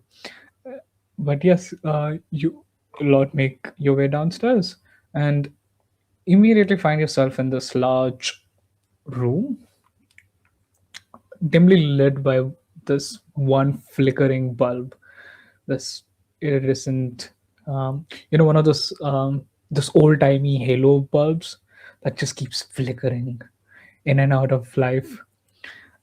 That's the one that's currently lighting up this room, and you see there's a large table in front of you with papers scattered all over. Off to the left and right of you, off to the left first, there is a simple, small hearth of sorts to give warmth in the space. And on to your right, you see a large metallic door. Just to give you a little more details, you see onto the side of the archive, to the large metal door, you see these strange symbols kind of etched into the wall. Almost sort of a half ritual, half record keeping touch to them. You also, as you've kind of now just stepped into this room, get this faint smell of burnt oil and old paper. Looking at the door itself, you see that there is this large mechanical ritual locking mechanism with dials built around it. And just above it, etched in like very scrambled, hurried handwriting that just says, "What is forgotten may pass. What is remembered must remain."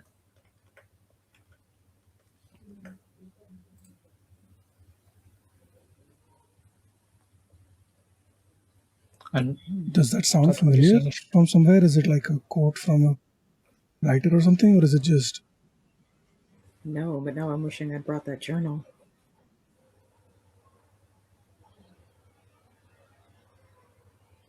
which journal? I thought you already have your notes taking thing. No. The journal from our last mission. It's forgetting itself. That's a really interesting take on that.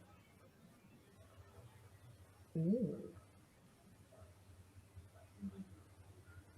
Well, maybe we'll find something here that you can take back with you.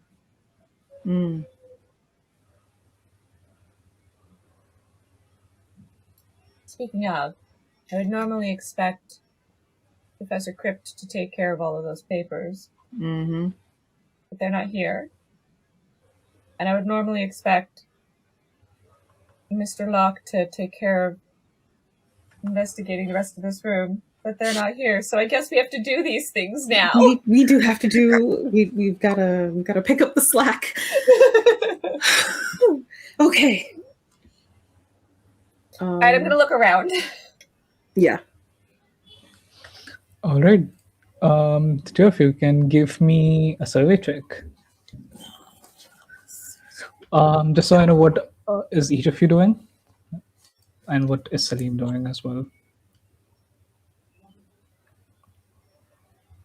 I think I'm going to. I don't know. Do you want to look through the papers, or do you want to look through like the room door stuff? I think I'm gonna try to look through. I'm gonna try to figure out a way through the door. So probably looking through the papers to see if there's any sort of like hints or codes or anything like that on how to put forgotten things in the room, or if we have to figure out a way to temporarily remove someone's memories. I think I'm going to look around the room for anything that might be hidden or like not noticeable immediately. I'm going to assume that like Salim might know doors. I don't know. We're still assuming Salim is a thief of some kind that breaks into things, which is not accurate. But I'm going to try and see if I can specifically, I think I want to zero in on that burnt oil that seems like that smell maybe shouldn't continue to be in the air at this, like, with how much time has passed. So I'm going to kind of investigate if there's been, like, what was the last activities that people were having in this room, perhaps, and what are the last signs of, like, what people were doing in this room, kind of, I think is what I'm more looking for. Alrighty. Dr. Jolene is doing that. Hippolyta is doing that. Salim, what are you doing? So the door, the metal door, has the engraving on top of it, or is it to the side? Where is the It's engraved on top of it. You see, right in the center of the door is this large sort of mechanical tiles kind of built into it with these rotating tiles with symbols on them. And just above the dial is that some message written. Okay. The symbols on the dial, are they in a language I understand? Yes, they are. You see a couple of symbols.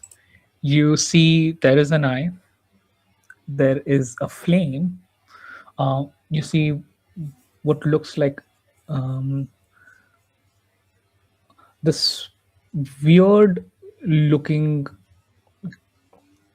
the best way I can put it is it looks like a crystal. You know how a snow crystal would like, but it's repeating on itself multiple times, like almost like if that crystal had a 3D shape to it. Good. And finally a tree to it. And then finally, and last but not the least, a key. Okay. Does it look like I need to flip the dials to the correct things in order, like a telephone thing almost?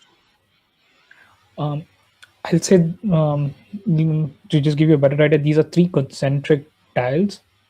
The outermost, so all of the dials have the same symbols on each of them, and each of those concentric dials can be essentially rotated. And you see that they clearly have like kind of like Skyrim. At the very center of this tile, you see there's a small hole within it, like big enough for something to be put into, something that can be offered into it. And what was the text again? The text says, hold up, where is it? God. What is forgotten may pass, what is remembered must remain.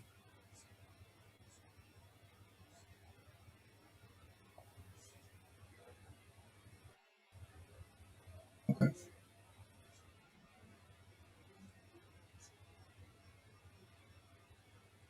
So obviously this is some sort of puzzle that we need to solve.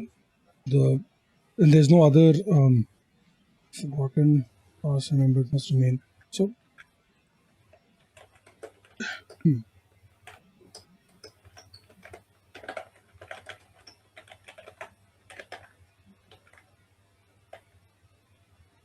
this is meant for somebody smarter than me. Steve is not smart enough to do this, basically. Okay, so what I'm going to try to figure out is the the two of you are already looking for clues around the door, right? Can I? I have stuff for my gear, right? Can I pull out my flash powder from my gear, and can I Right. basically sprinkle it over the dials to see if there's any sort of fingerprints, which will help me Oh, to switch things around to potentially put something in that specific spot because the fingerprints are more there or less other places like that. you absolutely can do. That's very smart. All right, then let's resolve it in this order. I'm just going to ask quick checks from everyone, and then we will resolve it in order of higher success to lowest.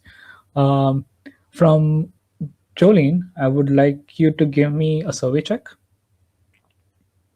Either a survey or focus check. From Hippolyta, I would specifically ask you to give me a focus check in this. And for you, Salim, I would like you to give me a sense check. Okay. So I went ahead and used focus then, because I can gild one of my dice. So that's 2 dice, but then I'm going to use a drive to add a third dice. And I roll a 6-4-4 with the 6 on my gilded dice, so I get that drive back. And that's a success. Hell yeah. What do we have from Hippolyta? Roll a 4 on my focus check. And a focus check, alrighty. And then finally, Salim, what did you roll? I have 2 dice in sense, or a 2 and a 3. Got a 2 and a 3. Yeah. All right. Is it too late to use a drive now, or do I have to call it before I roll? Usually you call it before you roll the check. We'll take it as it is for now. So that's a 3 on the check, right? Okay. Alrighty. Starting off with Dr. Jolene then. Looking around in this space, Dr. Jolene, just various notes and pieces that are scribbled around. You see clearly notes from an old circle, like a well-established circle, and they were very methodical in their findings and making observations on a lot of the things that they were investigating. You see that the last note that is currently scattered on the table is of Ultima Linea, the last lighthouse that they were investigating before they kind of disappeared. But you also notice something written in a kind of a hasty note of sorts. It says, the materials used to build the lighthouse were sourced from the Crimson Forest, from the underground ruins. Need to investigate further.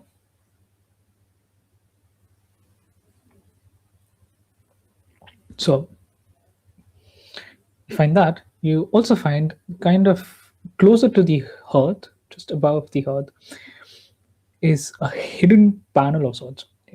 This you kind of see this in a way when as the halo bulb is kind of flickering on and off, the metallic sheen of this panel gives way. It's very well hidden and disguised well within the wall. To a normal person would have missed it, but just in that moment of when the light flickers on and off, you see that metal kind of give off a glint and shine. As you kind of open it up, you see that there is a broken fuse in it.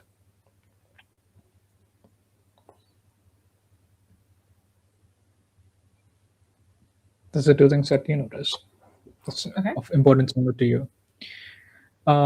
Hippolyta, could you just refresh my memory? What exactly was Hippolyta looking for? I was looking to see if they had a forgetful member in their circle who had like written down a code or a sequence or something in the actual notes on the table on the door. You do. That way we could just, oh, wonderful. With the 4, I would say it's half. At this point, it's too much of a time for you to make out all of the symbols, but you see at least the middle symbol on kind of etched into the bottom side of the table. Nice. And just a moment. Hold up. Where is my puzzle? Da-da-da-da-da-da. It's a flame. Ah. Good. I will take that. That is helpful. So that's what you find. Anything else that Hippolyta would be looking for?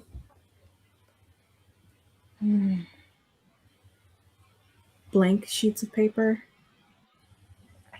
Mm. Because I would Mhm. like to rub any of the notes to see if there's something missing.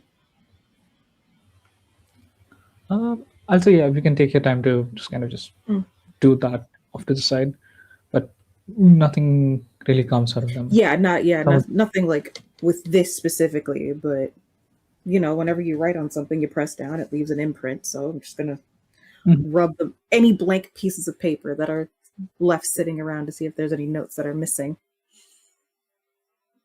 But I will also tell Salim. Oh, Our Lightkeeper ran away.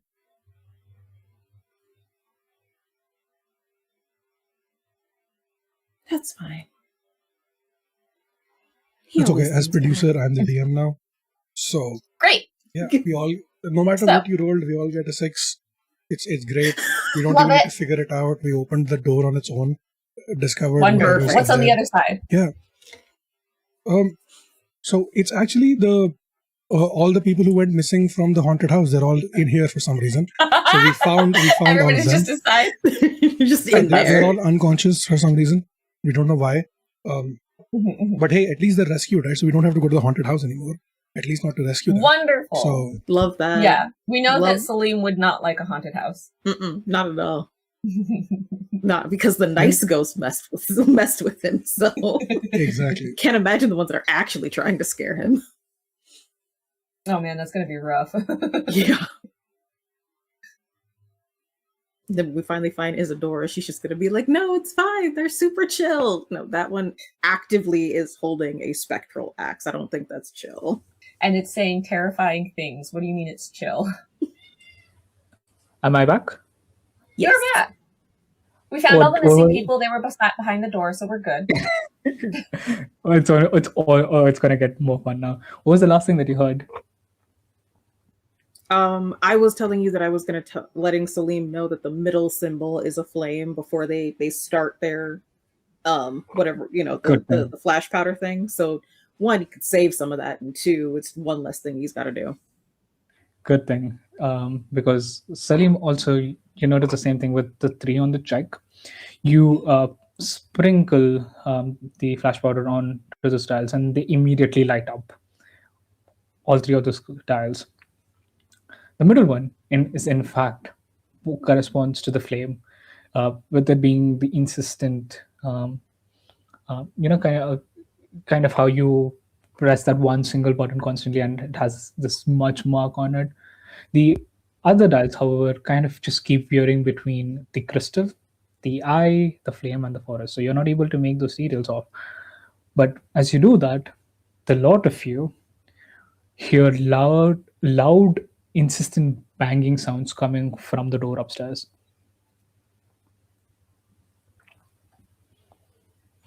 Does it sound marbly? I'd say you're too far to make out. I don't like it. Yeah, same. Okay. So I'm running on the assumption that we don't have a lot of time, right? So I'm going to look at the others and be like, you said there was this back entrance light, right? Can you look for that while I try to open this so we have an escape route in case we need it? I mean, the back entrance would be upstairs. On the back side of the warehouse as opposed to the front door of the warehouse. Yeah, Not in the basement. That's great. That's good. I'm gonna Are go. there any- Is there anything I can secure the door with to keep what I'm going to assume are angry marbles angel statues from busting in on us? Yeah, you're heading back upstairs? I'm gonna try to Oh my god. I don't want to go by myself, I but will, somebody has to I, secure I the will say door. this. I will say If this. there There are is two sets something of I think doors. I can block the door with, I will go. You can. I'll say this. There are two sets of doors. That's the main contraption door Hmm. that reveals a flight of stairs, and then there's the actual door that leads into this room itself. So you can secure this or the one up above.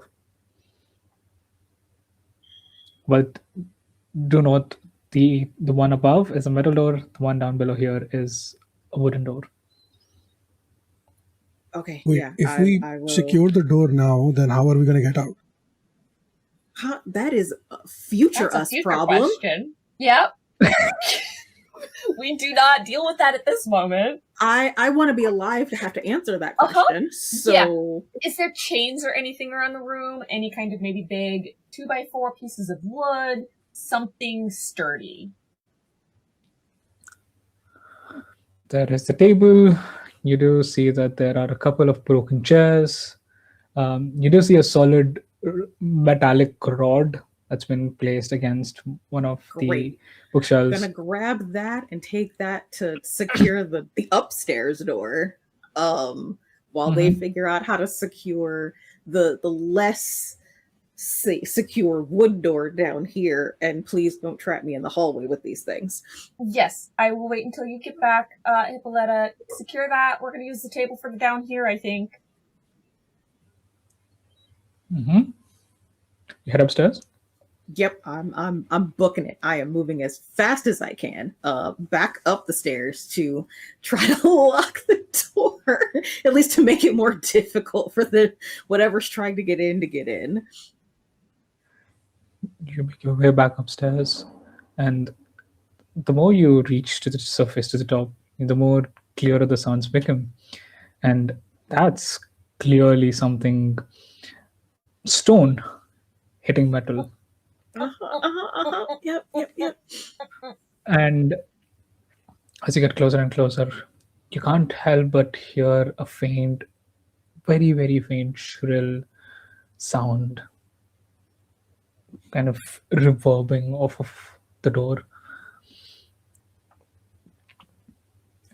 For you to secure this door, I would like you to make me either a control or this would be a control check. Yep. I only have one die in this. So, as you are going up the stairs, I have turned to like, okay, we're going to need to secure the door down here. I wipe papers off of the table, and as I watch them scatter on the floor, I just hear JavaScript's voice in my head being like, not the papers. And I'm like, don't have time for that. And I lift the table up to get ready to use it to bar the door. And so I kind of like get closer to the bottom doors. And as I get closer to the bottom doors, I'm like watching the last of your feet get out of my line of sight. A thought occurs to me, and I shout up to you just as you're about to like make your roll. And I go, what if the marble people are the prior circle people? Oh. Okay, whatever that sound was fantastically timed. Oh my god. I think there was firecrackers outside of my home. That you were Oh my holding. god. That's really good. Oh my god. Good timing. Oh my god. Okay. That was actually a thought that had occurred to me too as I was running up there. So, oh man. Oh shit. Okay, it's a 4. It's a 4. Yeah. You're able to wedge that iron rod in a way where it kind of just wedges between the hinges of the door. I don't know how well it's gonna hold, but it's you're confident will hold for some time, but you just don't know for how long. Right. Okay. And the banging becomes more incessant. Wow, can't English words. As I'm putting it in there while they're still banging, it's like, we're trying to help. And I'm gonna book it back down the stairs. You say that and you run back downstairs. Dr. Jolene, as you kind of flip the table off to secure this section of the door, you notice something. Kind of built into the table itself is sort of this hidden contraption that breaks open as you kind of, with the force that you kind of lifting it open. You see that there, hidden within that compartment, is a set of fuses. More fuses.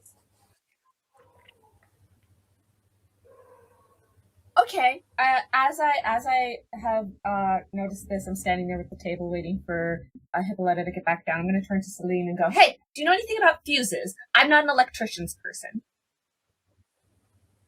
Oh, neither am I, but how big is the fuse? Will it fit into this? And I point at the suspicious looking spot for a thing that could fit in the dial. Oh, I have no idea, but there's one over there on the wall, and there's a couple here at this table.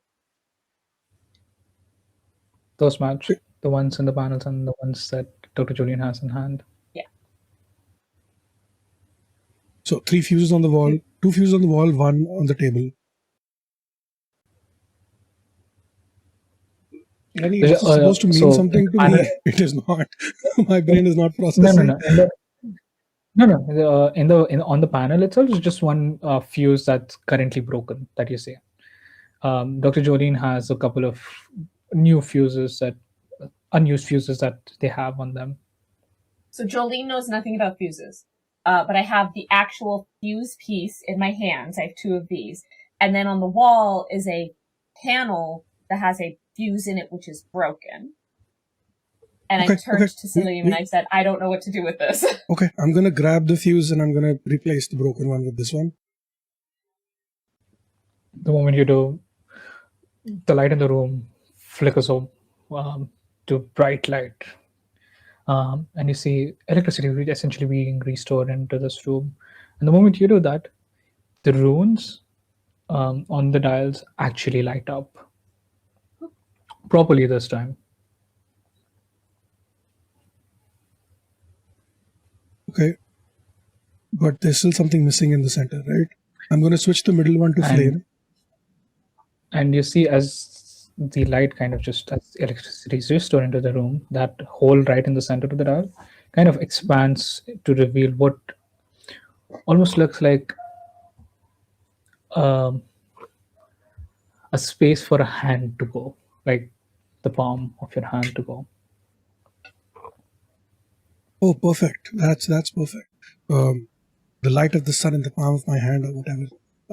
Okay, the middle dial is flame. We still don't know what the top and the center, the bottom dial are, right? The runes yes, are you lit still up, don't know but okay. So, what is forgotten may pass, what is remembered must remain. Fuck. 1 sec. Sorry. No worries. Go for it. Well, all of that is occurring, since I am the one that is currently not AFK for a second. Jolene is going to get Hippolyta into the room, and then I don't know. Hippolyta's a little bit flash blinded by the light coming in as they come through the dark hallway into this suddenly bright room.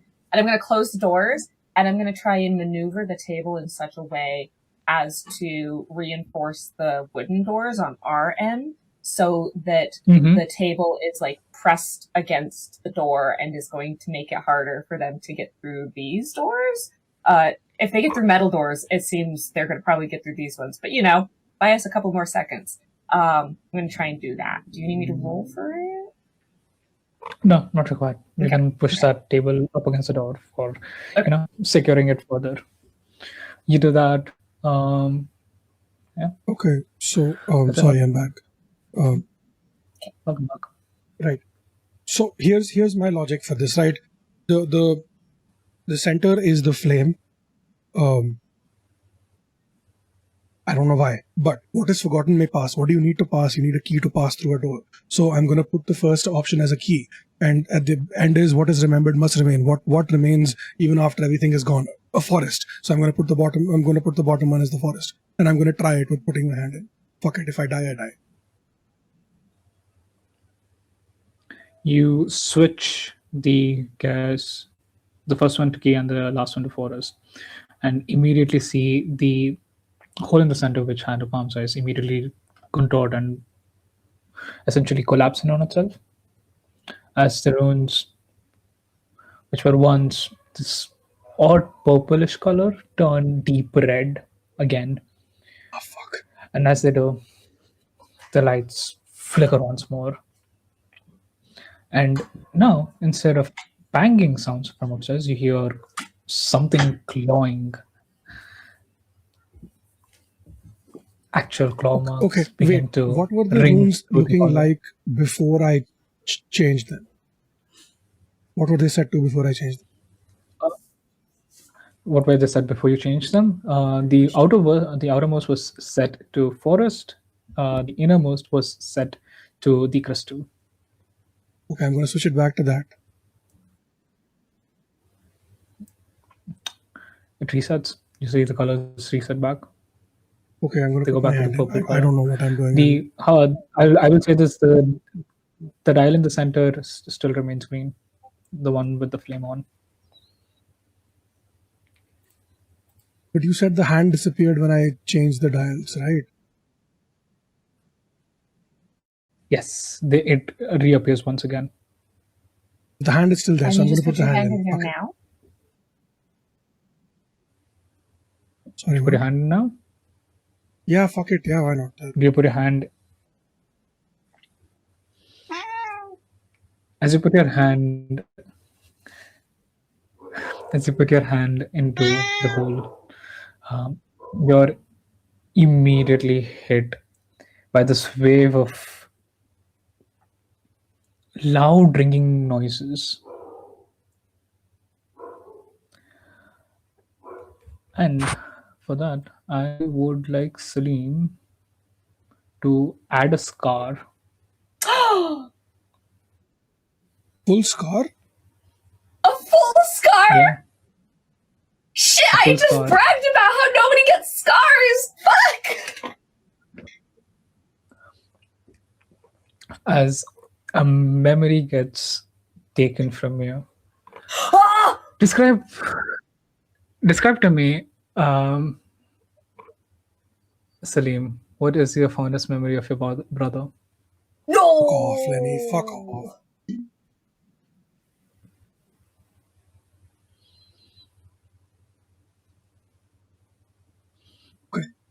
Okay.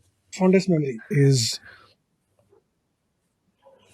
Salim is playing cricket for the first time with his brother. That is the fondest memory. He's holding a plastic bat because he's not big enough to hold the wooden one because he's 3-4 years old, awkwardly standing at the crease trying to imitate his favorite cricket player because he doesn't have a style of his own. And his brother is bowling, and the first ball goes, like, even though he bowls it very slowly, it just goes through, and he tries to swing at it, but knocks the wickets down, and Salim starts crying because he was hoping he would do better. And so Siddiq rushes over, puts a hand around his shoulder, and it's fine. It's the first ball. First balls are always try balls, right? You're fine. It's okay. And besides, you have 5 wickets because you're still learning. So even if you got out, that's okay. You can still hit a much better score next time. But what you should remember is never give up. Right? No matter how bad it looks and no matter how difficult things are, you must never give up. And Salim wipes his eyes and stands up straight and asks his brother to bowl again. And it's the same speed of the ball, and he actually hits, and the ball rolls through Siddiq's legs, hits the wall, and they both celebrate as Salim scores 4 runs. And As yeah, you're fuck you, Lenny. reliving this, Yeah. as you're reliving this memory, suddenly you start seeing this, you start feeling this, you start reliving this, but everything at the seam starts to bleed out, seems to unravel almost like threads from a blanket unraveling itself. First at the seams, then reaching all the way to the center. As that ball hits the wall, there is nothing left there. Just darkness. A memory long forgotten now. And I would like you to take a scar for the brain, as there is a gap in your memory. I will leave it up to you as to what you want, how you want the scar to affect you, how it affects Salim as a person. But that is it. You all, the two of you, see Salim go catatonic, tears running down the side of his eyes.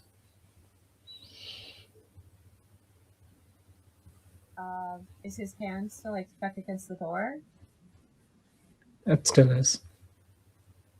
When it looks like he's catatonic and crying and unable to do anything, I will shoulder tackle him away from the door in order to break contact and attempt to do like an assessment, medical assessment. Like, are they remaining catatonic? Do they break out of it? Like, what happens? The moment you shoulder tackle them, they shake out of it. Salim, that didn't seem like it went right. What happened? I don't know. I thought it went red, so I thought that was wrong. So I switched it back to purple, but I guess purple was wrong too. It was supposed to be green. I don't know. It doesn't make sense because the hand disappeared. If the hand disappeared, that meant that what we did was wrong. So I put it back to when the hand was back, which meant that it should have been right. But I don't know. I don't know. I don't know how to solve this. Okay? I'm fine. You look In absently just waves his hand at Jolene, and you notice that the tears that were streaming down his face are now black ichor, and the right you're side not of his fine. face, it looks like there's so like in the form of, like, you know how when you what's the word, when you cry through your mascara, there's like black stuff on your face. That's basically what it looks like. Instead of tears, that's what's flowing down his face, right? Okay, you're not okay. Can you stand up? Can you move? Do you have control of your body? Let me try. Salim stands up, shakes his hands, and his legs, and just balls his hands into fists. I'm fine. I should be fine. All of your motor reflexes are fine. You feel fine. Okay. Nothing, no harm to your body. You're not fine, but you seem functional, and that's gonna work for now. Hippolyta? Yep. Just listening to make sure that our friends upstairs haven't, like, I'm pressed up against the table and the door, so The I only banging got has- a back view. The banging has from turned what's into happening. clawing. Oh no. Yep. So I'm pressing my full body weight up against the door. So I only saw what happened from behind, but I know it didn't look good. Okay. Let's try this together. You put the symbols to what when it went red? What did you move it to? The outside symbol was the tree. The inside symbol was The outside symbol was key, and the inside was tree. The Yeah. innermost was tree. And that went red. That went red. And there was no hand. There was no hand. Okay, and the way it is now is a crystal, a flame, and a tree? Yes. And it is currently green or purple? Purple. The center dial, the one with the flame, that's green. The rest two are purple. The hand is still visible. Oh, The place where you could push your hand against, that's still very much present and visible. okay. Well, we have... What if we put the tree first? We have, so the notes that I looked at knows that the tree was being investigated here. Mhm. So the tree might be a part of this. Let's try the tree in the first spot. And if you set the tree on fire, then what you get afterwards is a key. Let's try it that way. I don't know. And I'm going to do a tree, a flame, and a key. I'm going to just invert what's on here. You start moving the symbols on the dial once again. The tree turns red, while the key and the flame on the outer dials remain green. And this time, the hand on the block still remains. Okay. So the tree is wrong, but flame is right, and the key is right. So maybe the crystal. What is forgotten may pass. What is remembered must remain. But when I put the crystal in the first position... The crystal was always on the first position, if you remember right. Right, when it had been on the first position before, it was purple. Crystal was glowing purple. Yep. Maybe... Well, there's nothing that says it can't double up. I'm going to turn the tree into a crystal. So it'll be a crystal, a flame, and a key. Still purple. It reverts back to purple. What if it's flame, flame, key, or key, flame, key?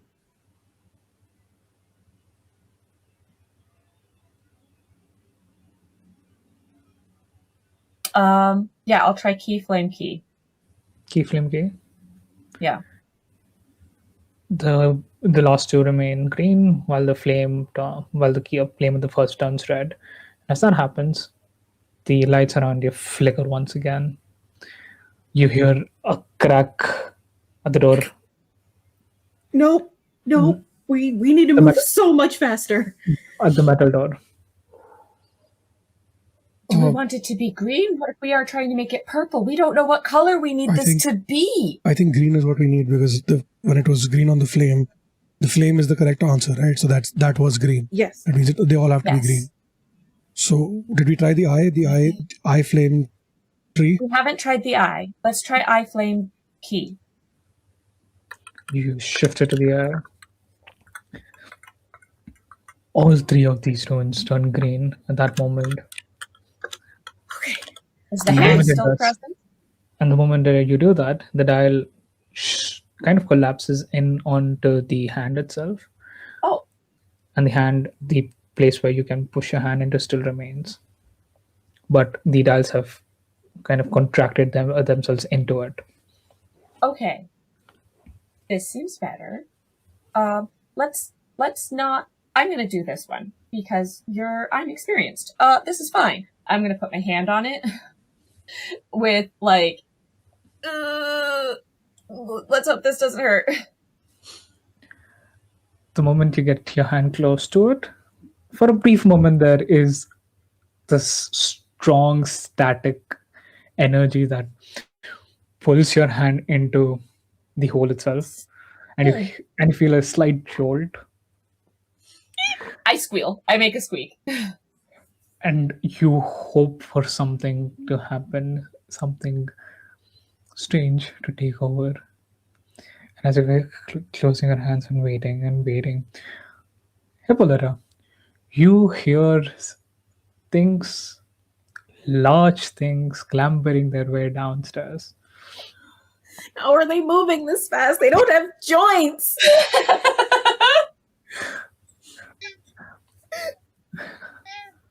A minute passes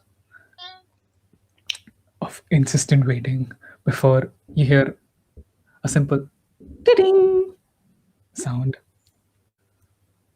Okay. as the door to the vault opens in front of you. And as that happens, the wooden door that you're shielding, Hippolyta, feels a large thud to it as it breaks slightly. And you see just the eye of a marble angel figure staring at you. I don't want to attack it, but I will take out one of my knitting needles. And be like, I said we're trying to help. You say that, but and the door is open for the lot of you. Can we see what's on the other side of the door, or is this one of It's those a- instances where you pass through? It's another set of stairs leading further down. Oh, Everybody in, we gotta go. we gotta go. These doors might protect us. Get in. Alrighty, all three of you rush in. Yeah, I'm gonna wait for those two to get through, and then I will come last since I'm the one holding the door. Yep. You are the last to run in. I would like you, since you're the last one to run in, to give me a control check or a move, No. because you're finessing your way out of this. Okay. Or a I'm gonna move. do a move. I'm gonna do a move because I have more dice than that. Go for it. All right, I got a 5.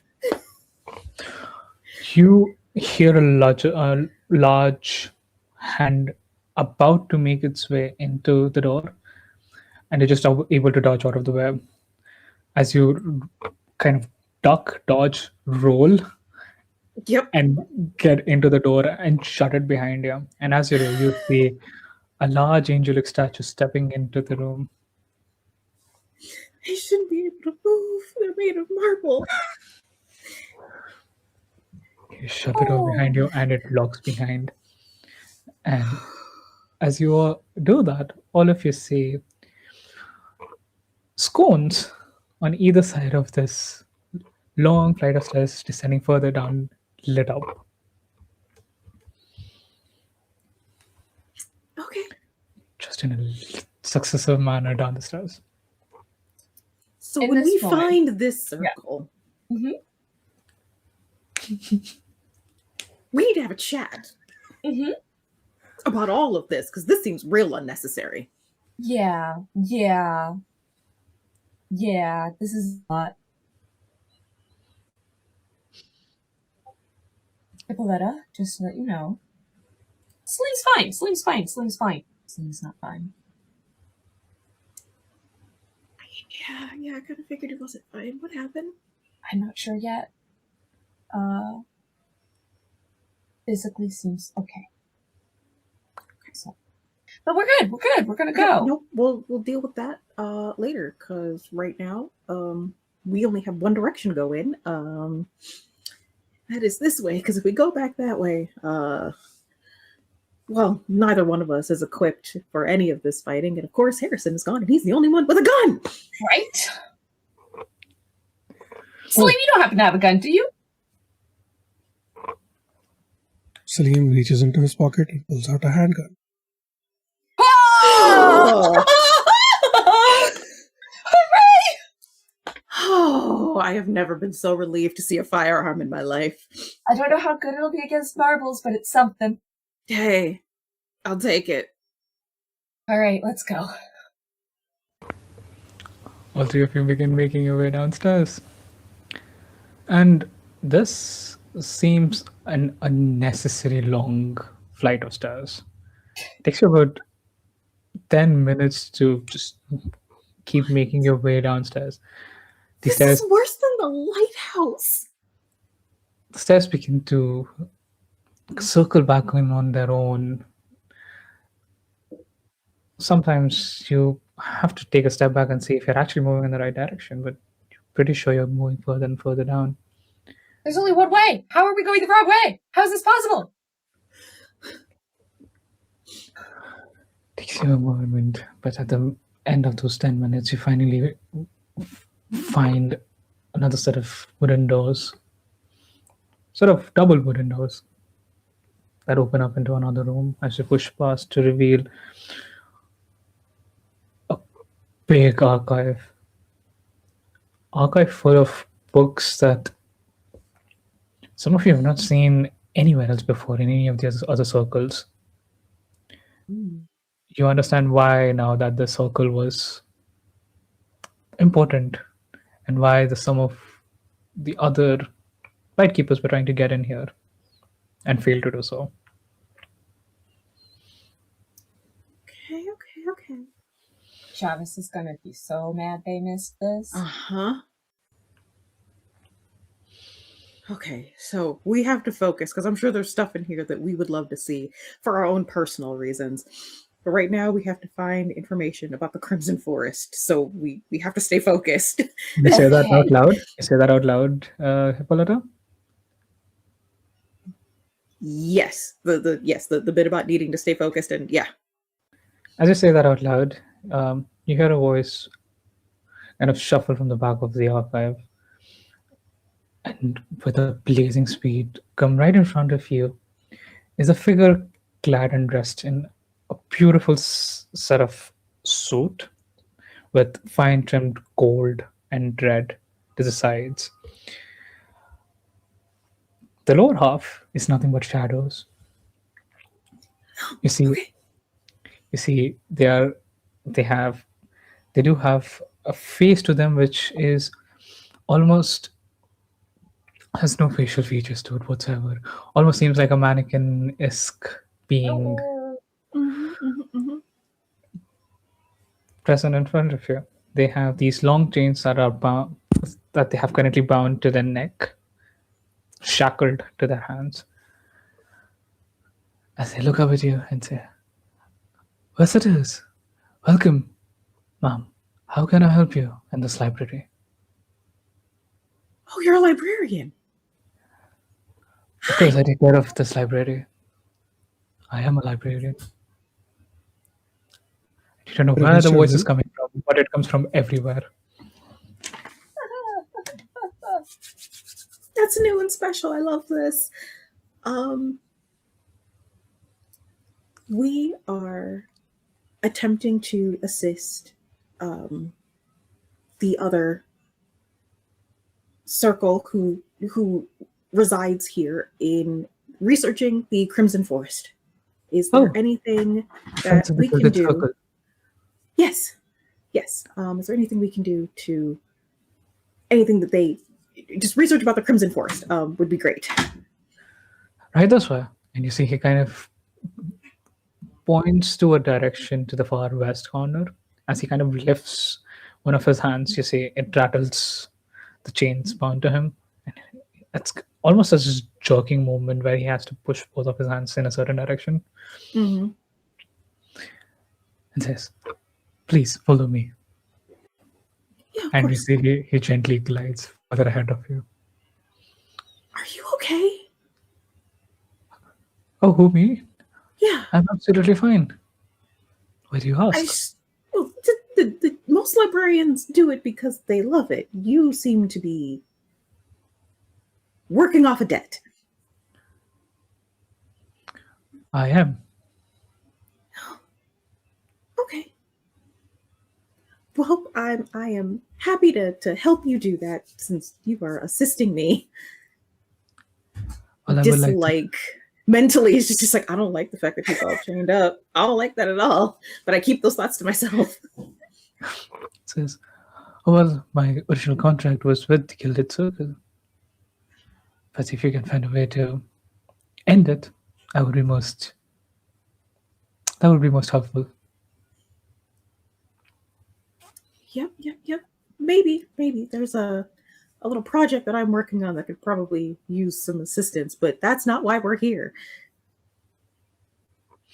and he leads you to the far west corner of this library. And this library keeps on expanding. You see, on either side of this junction that you're standing in, the rows of shelves keep on stacking. It seems like this is an endless library. You do not see a far end to it on either side. Wow. Starting to wonder if maybe we've stepped into an alternate dimension. Mm-hmm. Complete detectors have not gone off. Interesting. Not once. Wow, even with our spectral librarian. Even with your spectral librarian right in front of you. Not once. Wow. Okay, that's interesting. This is definitely an anomaly, but for some reason everything here seems controlled. Huh. Okay. Yeah, filing questions away for Osiris and the Gilded Circle later. Because I want to know everything about this place now. He points to this one section in the bookshelf and says, "That has all the information that you require of the Crimson Forest. Anything that the Gilded Circle has found and anything that has been recorded throughout the history." Wonderful. Is there any particular way we should handle these books and documents? Please do not tear pages from them. We've had that problem in the past. They have been taken care of with rather seriously. We don't want that fate on anyone else.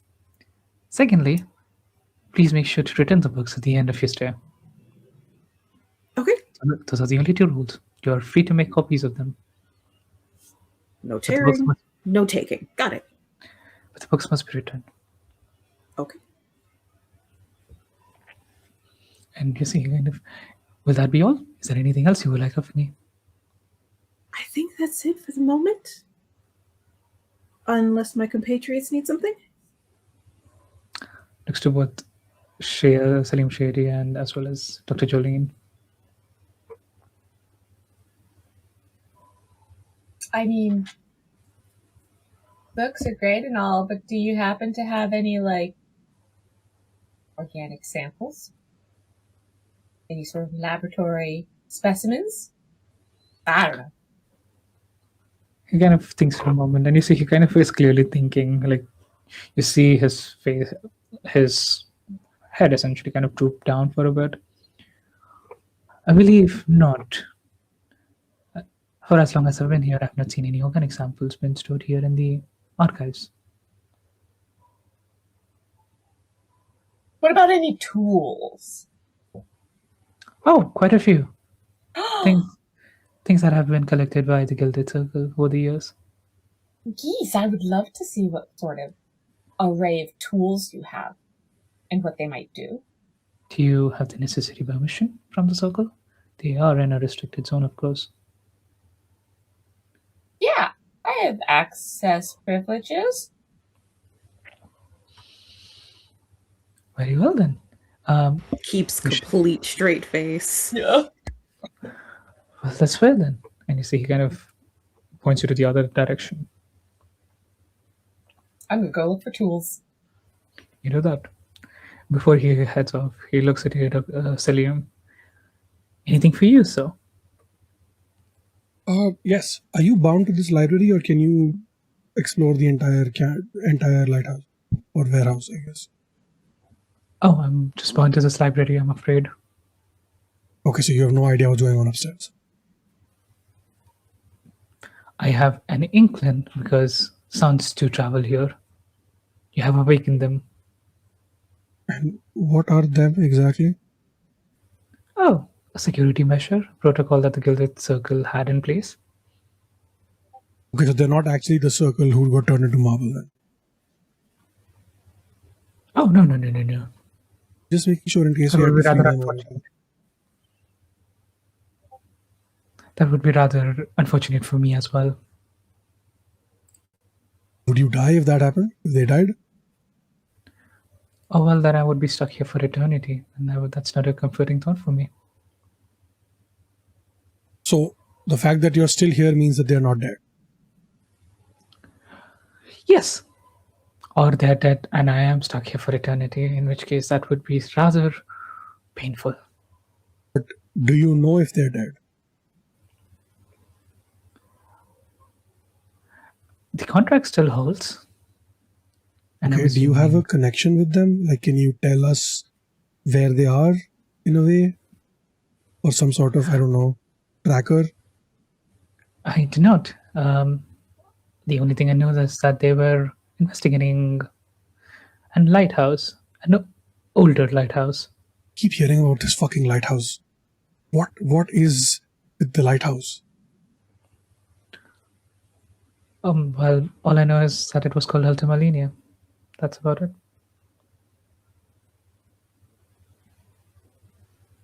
Okay. Do you have any books about magic specifically? Oh, we certainly do. It's right on that shelf. And you see, it kind of points further down the row to where Hippolyta is, and there is just a bunch of books about magic. Okay, perfect. Thank you. Is there a second way out of here which does not include us going upstairs? Oh, yes, there is. Has anybody else used any other entrance except for the main entrance in the last 6 months? You are our first visitors. That's what I thought. Yeah. And I just look at the other two and just shake my head. Okay, can you point us in the direction of the exit, please? Points downstairs. Her points straight to the floor. What? Yes. When you want to leave, just let me know.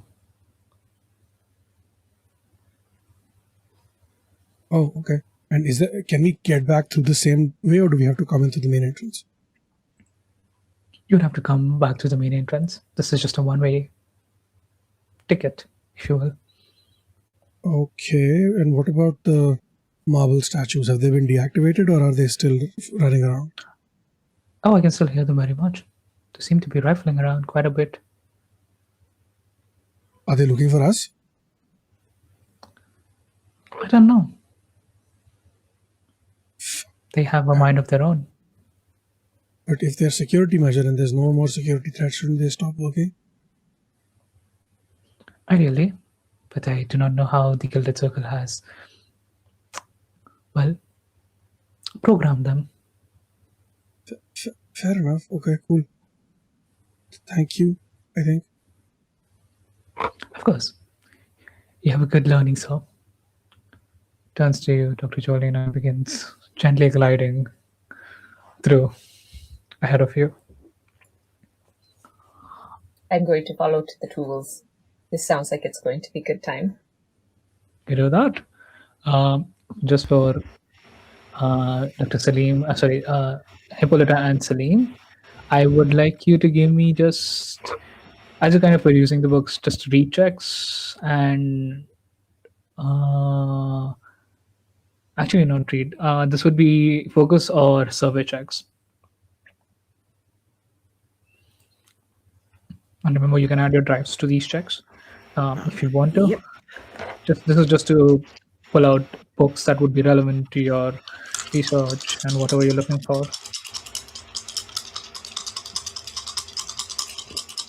Gonna do survey because I have more die in that. Hell yeah. Hey! Oh my god. So yeah, all 3 are 6s. Whoa! Including, yeah, all 3 are 6s. That's never happened before. Hell yeah. So we'll come back to you in a second. What did Salim get for his read check? I have 1 die and I took a drive, so I got a 3 and a 5. So 5. So yeah, okay, all right. So 5 and a 6. All right. We'll quickly resolve this. Then we'll do a last scene with Dr. Jolene. Then I think that should be a place to call it off. But yes, speaking of Hippolyta, there are a couple of books that really, you bat an eye towards, that really put your attention towards them. And one of them is a lot older than the rest of these books in this section. Um, you pull it out, and it just says the history of the Crimson Forest through the eye of a biologist. And you see a name of an author written there. It says Dr. Bastian Rook.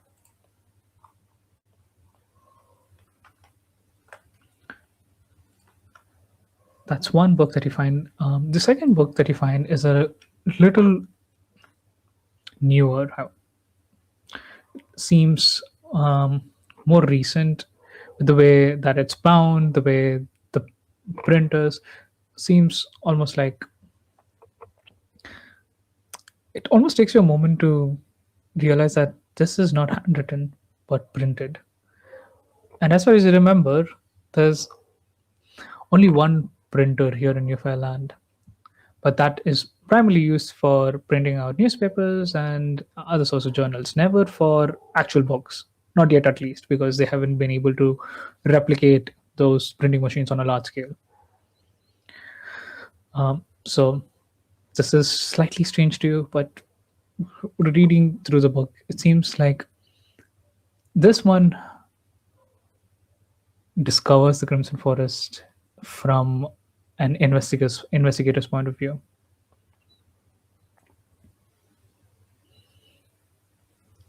So it speaks of anomalies, it speaks of things that have been found in the Crimson Forest and been documented, captured, and put away.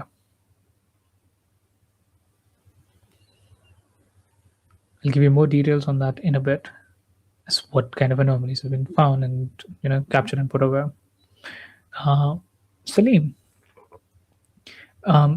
what books on magic are you specifically looking for? Is there any thing that Salim would be particularly looking for? I think trying to figure out mostly tracking spells and magic about how to find people mostly. I think that sort of magic is the focus. But if I can get other things that can enhance my magic abilities, stuff like how to influence people, stuff like that also. You do not find tracking spells very specifically or anything that could help you find a person, but you find something very adjacent to it. You find spells that speak of summon. You see summoning rituals and summoning arcane runes in some of these books, while most of them are tailored to pulling things from beyond the line that separates your world from the other. There are some that have been reused to summon people back from the dead, summon people that have gone missing, but these spells are incomplete. You don't make the most sense out of it, but they are clearly summoning spells. That's one thing. The second thing where you could enhance some of your abilities, you do find a couple of illusion spells. Something to throw better forms of illusions at people to manipulate them. Hello. So yeah, you can take a moment to just read through Start them. making take notes. Alrighty, I'll say the two of you are taking your time to essentially make notes in this moment to write off whatever of interest that you can find.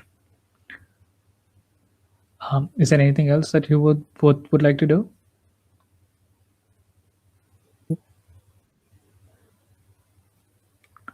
Alrighty. We move to Dr. Jolene. Dr. Jolene, you see this entity almost gently guiding your way further into the library to the very, I would say, not the back of it, not to the back of it. You see, he clearly passes through a front desk, Okay.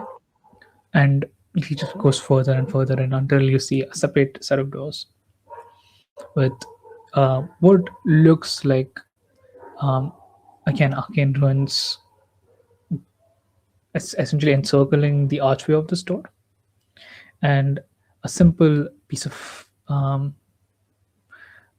handle that would open these doors. He looks to you and says, if you've been given permission, the door should automatically let you in. Right. Yes. I'm going to walk up to it. The runes on the archway lit up. I'm going to reach out and take a hold of the door. So essentially start whirring up with energy. I'm going to try and push the door open. You try opening it, stays locked. And as that happens, you see the runes burn deep red. And all you feel is a light jolt to your hand, forcing you to Okay. leave it. Oh, you see the curator of this place look at you and say, are you sure you have the permission, Dr. Jolene? Well, you all have been cut off for about 6 months. How does permission get passed down for Hair to know about that? Oh, it's quite simple.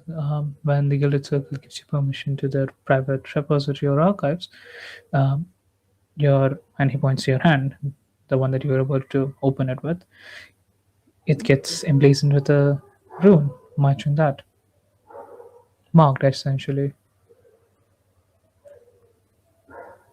He points at the rune that my hand should be emblazoned with. Yes. I look at my hand. I look at the rune. Mm-hmm. And I fish around in my bags. Mm-hmm. Now, by emblazoned, do you mean caustically, or is this more of a burned on or tattoo situation? Are you aware? To the best of my knowledge, it happens naturally. Naturally. The Gilded Circle has had access to certain type of magic in their time that allows them to do this.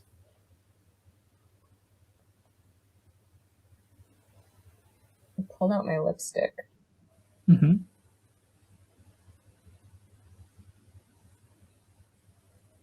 It would create a synchronization. I'm going to use a little bit of like a little paintbrush to get a little bit of the lipstick. I'm going to try painting the rune of permission onto my palm with the lipstick. You do? Are you matching the runes on the archway itself? Yeah, You do. he told me like what I would need to have on my hand based off what I'm seeing, so I'm just gonna match that. You match it. Okay. I'm gonna reach out and try and open the door again. You reach out and try opening the door again. Once again, you start seeing that whirl of energy begin to increase in amounts. You try opening the door, and once again, it turns red. This time, the shock is a little stronger, and you're thrown back off onto your hip, and you fall down. Literally thrown. Well, that didn't synchronize.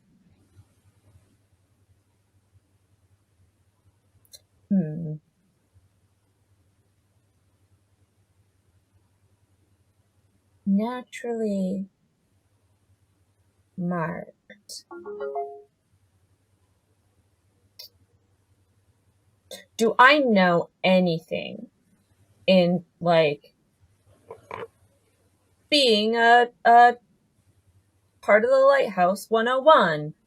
You know, the intra, like your when you get brought on board, your onboarding. Mhm. Do they mention anything that I might be able to remember about the ways in which the circles and the lighthouses maintain their sort of like safety or security and permissions and so forth? That I would like you to give me a focus check. Focus. I'm good at focus. All right. I've got that gilded. All right, so that's a 5. It's a 5. You do know that each essentially circle have their own methods of protecting their hideouts. While the circles tend to be very collectively as a whole supportive of each other, there are some secrets and some things that they tend to keep within the circles themselves. They do not actively share those. Mhm. This could be resources, this could be certain information, certain books, certain knowledge that either is actively permission to them or is stolen at sometimes. And each circle has its unique way. You know that yours, the Holy Spirit form of protecting some of these is the ghost themselves. That's one Yeah. of the reasons why you have left them to hang around. Yeah, that's why. For the Gilded Circle, it seems like they have since that time upgraded their usual method of protections. These marble statues are obviously one of them. This one is certainly looks new. But I will also say this on that 5. You know, the property of that lipstick is that it synchronizes 2 ways and not 1 way.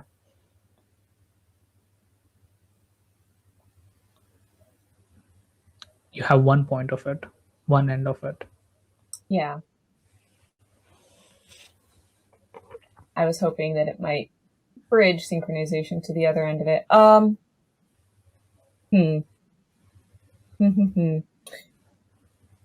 going to pull out my bleed detector, and I'm just going to check to see if there's any bleed in the room that might be able to help give me some more clues. Like I said to Hippolyta, not a single trace of bleed in this room at all. Nothing. Nothing. Nothing. It's almost strange looking at this entity right in front of you. There must have been something on a minuscule amount of shift. All right. If it creates a connection, what I'm going to do is I'm going to take the little bit more of the lipstick on the paintbrush. I'm gonna put it on the runes. Like, you're gonna talk to each other. The runes are gonna talk to my hand. You're gonna know that this belongs, and I'm gonna paint the runes around the door too. You do that, and as you do that, And I'm gonna. you see the lipstick gets just absorbed into the ruins itself. Oh, I don't know if that was a good idea. Okay, well, I did it. So You go for the door again. Mm-hmm. Once again, they start burning with energy. And as they do, you also start feeling the same burn begin to envelop the inside of your hand.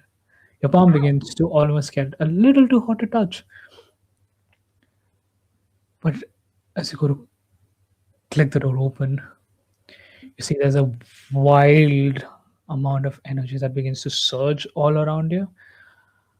That has never happened before, is all you hear this entity say as the runes crack above you, and as they do, the door opens. And that is where we're going to end our today's session.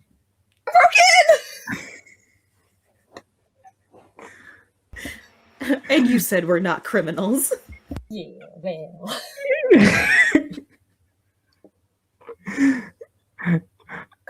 Indeed. we will find out what lies at the other end of this forbidden room. What Dr. Jolene and the rest of the group, now that they have information for the estate and the Crimson Forest, and, well, Salim having terribly lost a fond memory of their brother, we will see what happens in our next episode of Candela Obscura, The Whispered Secrets. Thank you, everyone, for tuning in. This was me, Leneyxis, your Lightkeeper, and a wonderful circle of chaos and curiosity. Thank you so much for joining. I have no words for that ending. What the fuck? A little unhinged. A little unhinged indeed. You said I'm getting in this door. Look, I made it. I needed Cyrus to get through a simple door as a point of like, haha, doors are a thing. I can't let a door then become the lesson to me. I have to get through it. No, I agree. Just the way you went about it, you're like, okay, that didn't work. It's like, I don't have permission, so I'm going to give myself permission. I'm going to make the door give me permission.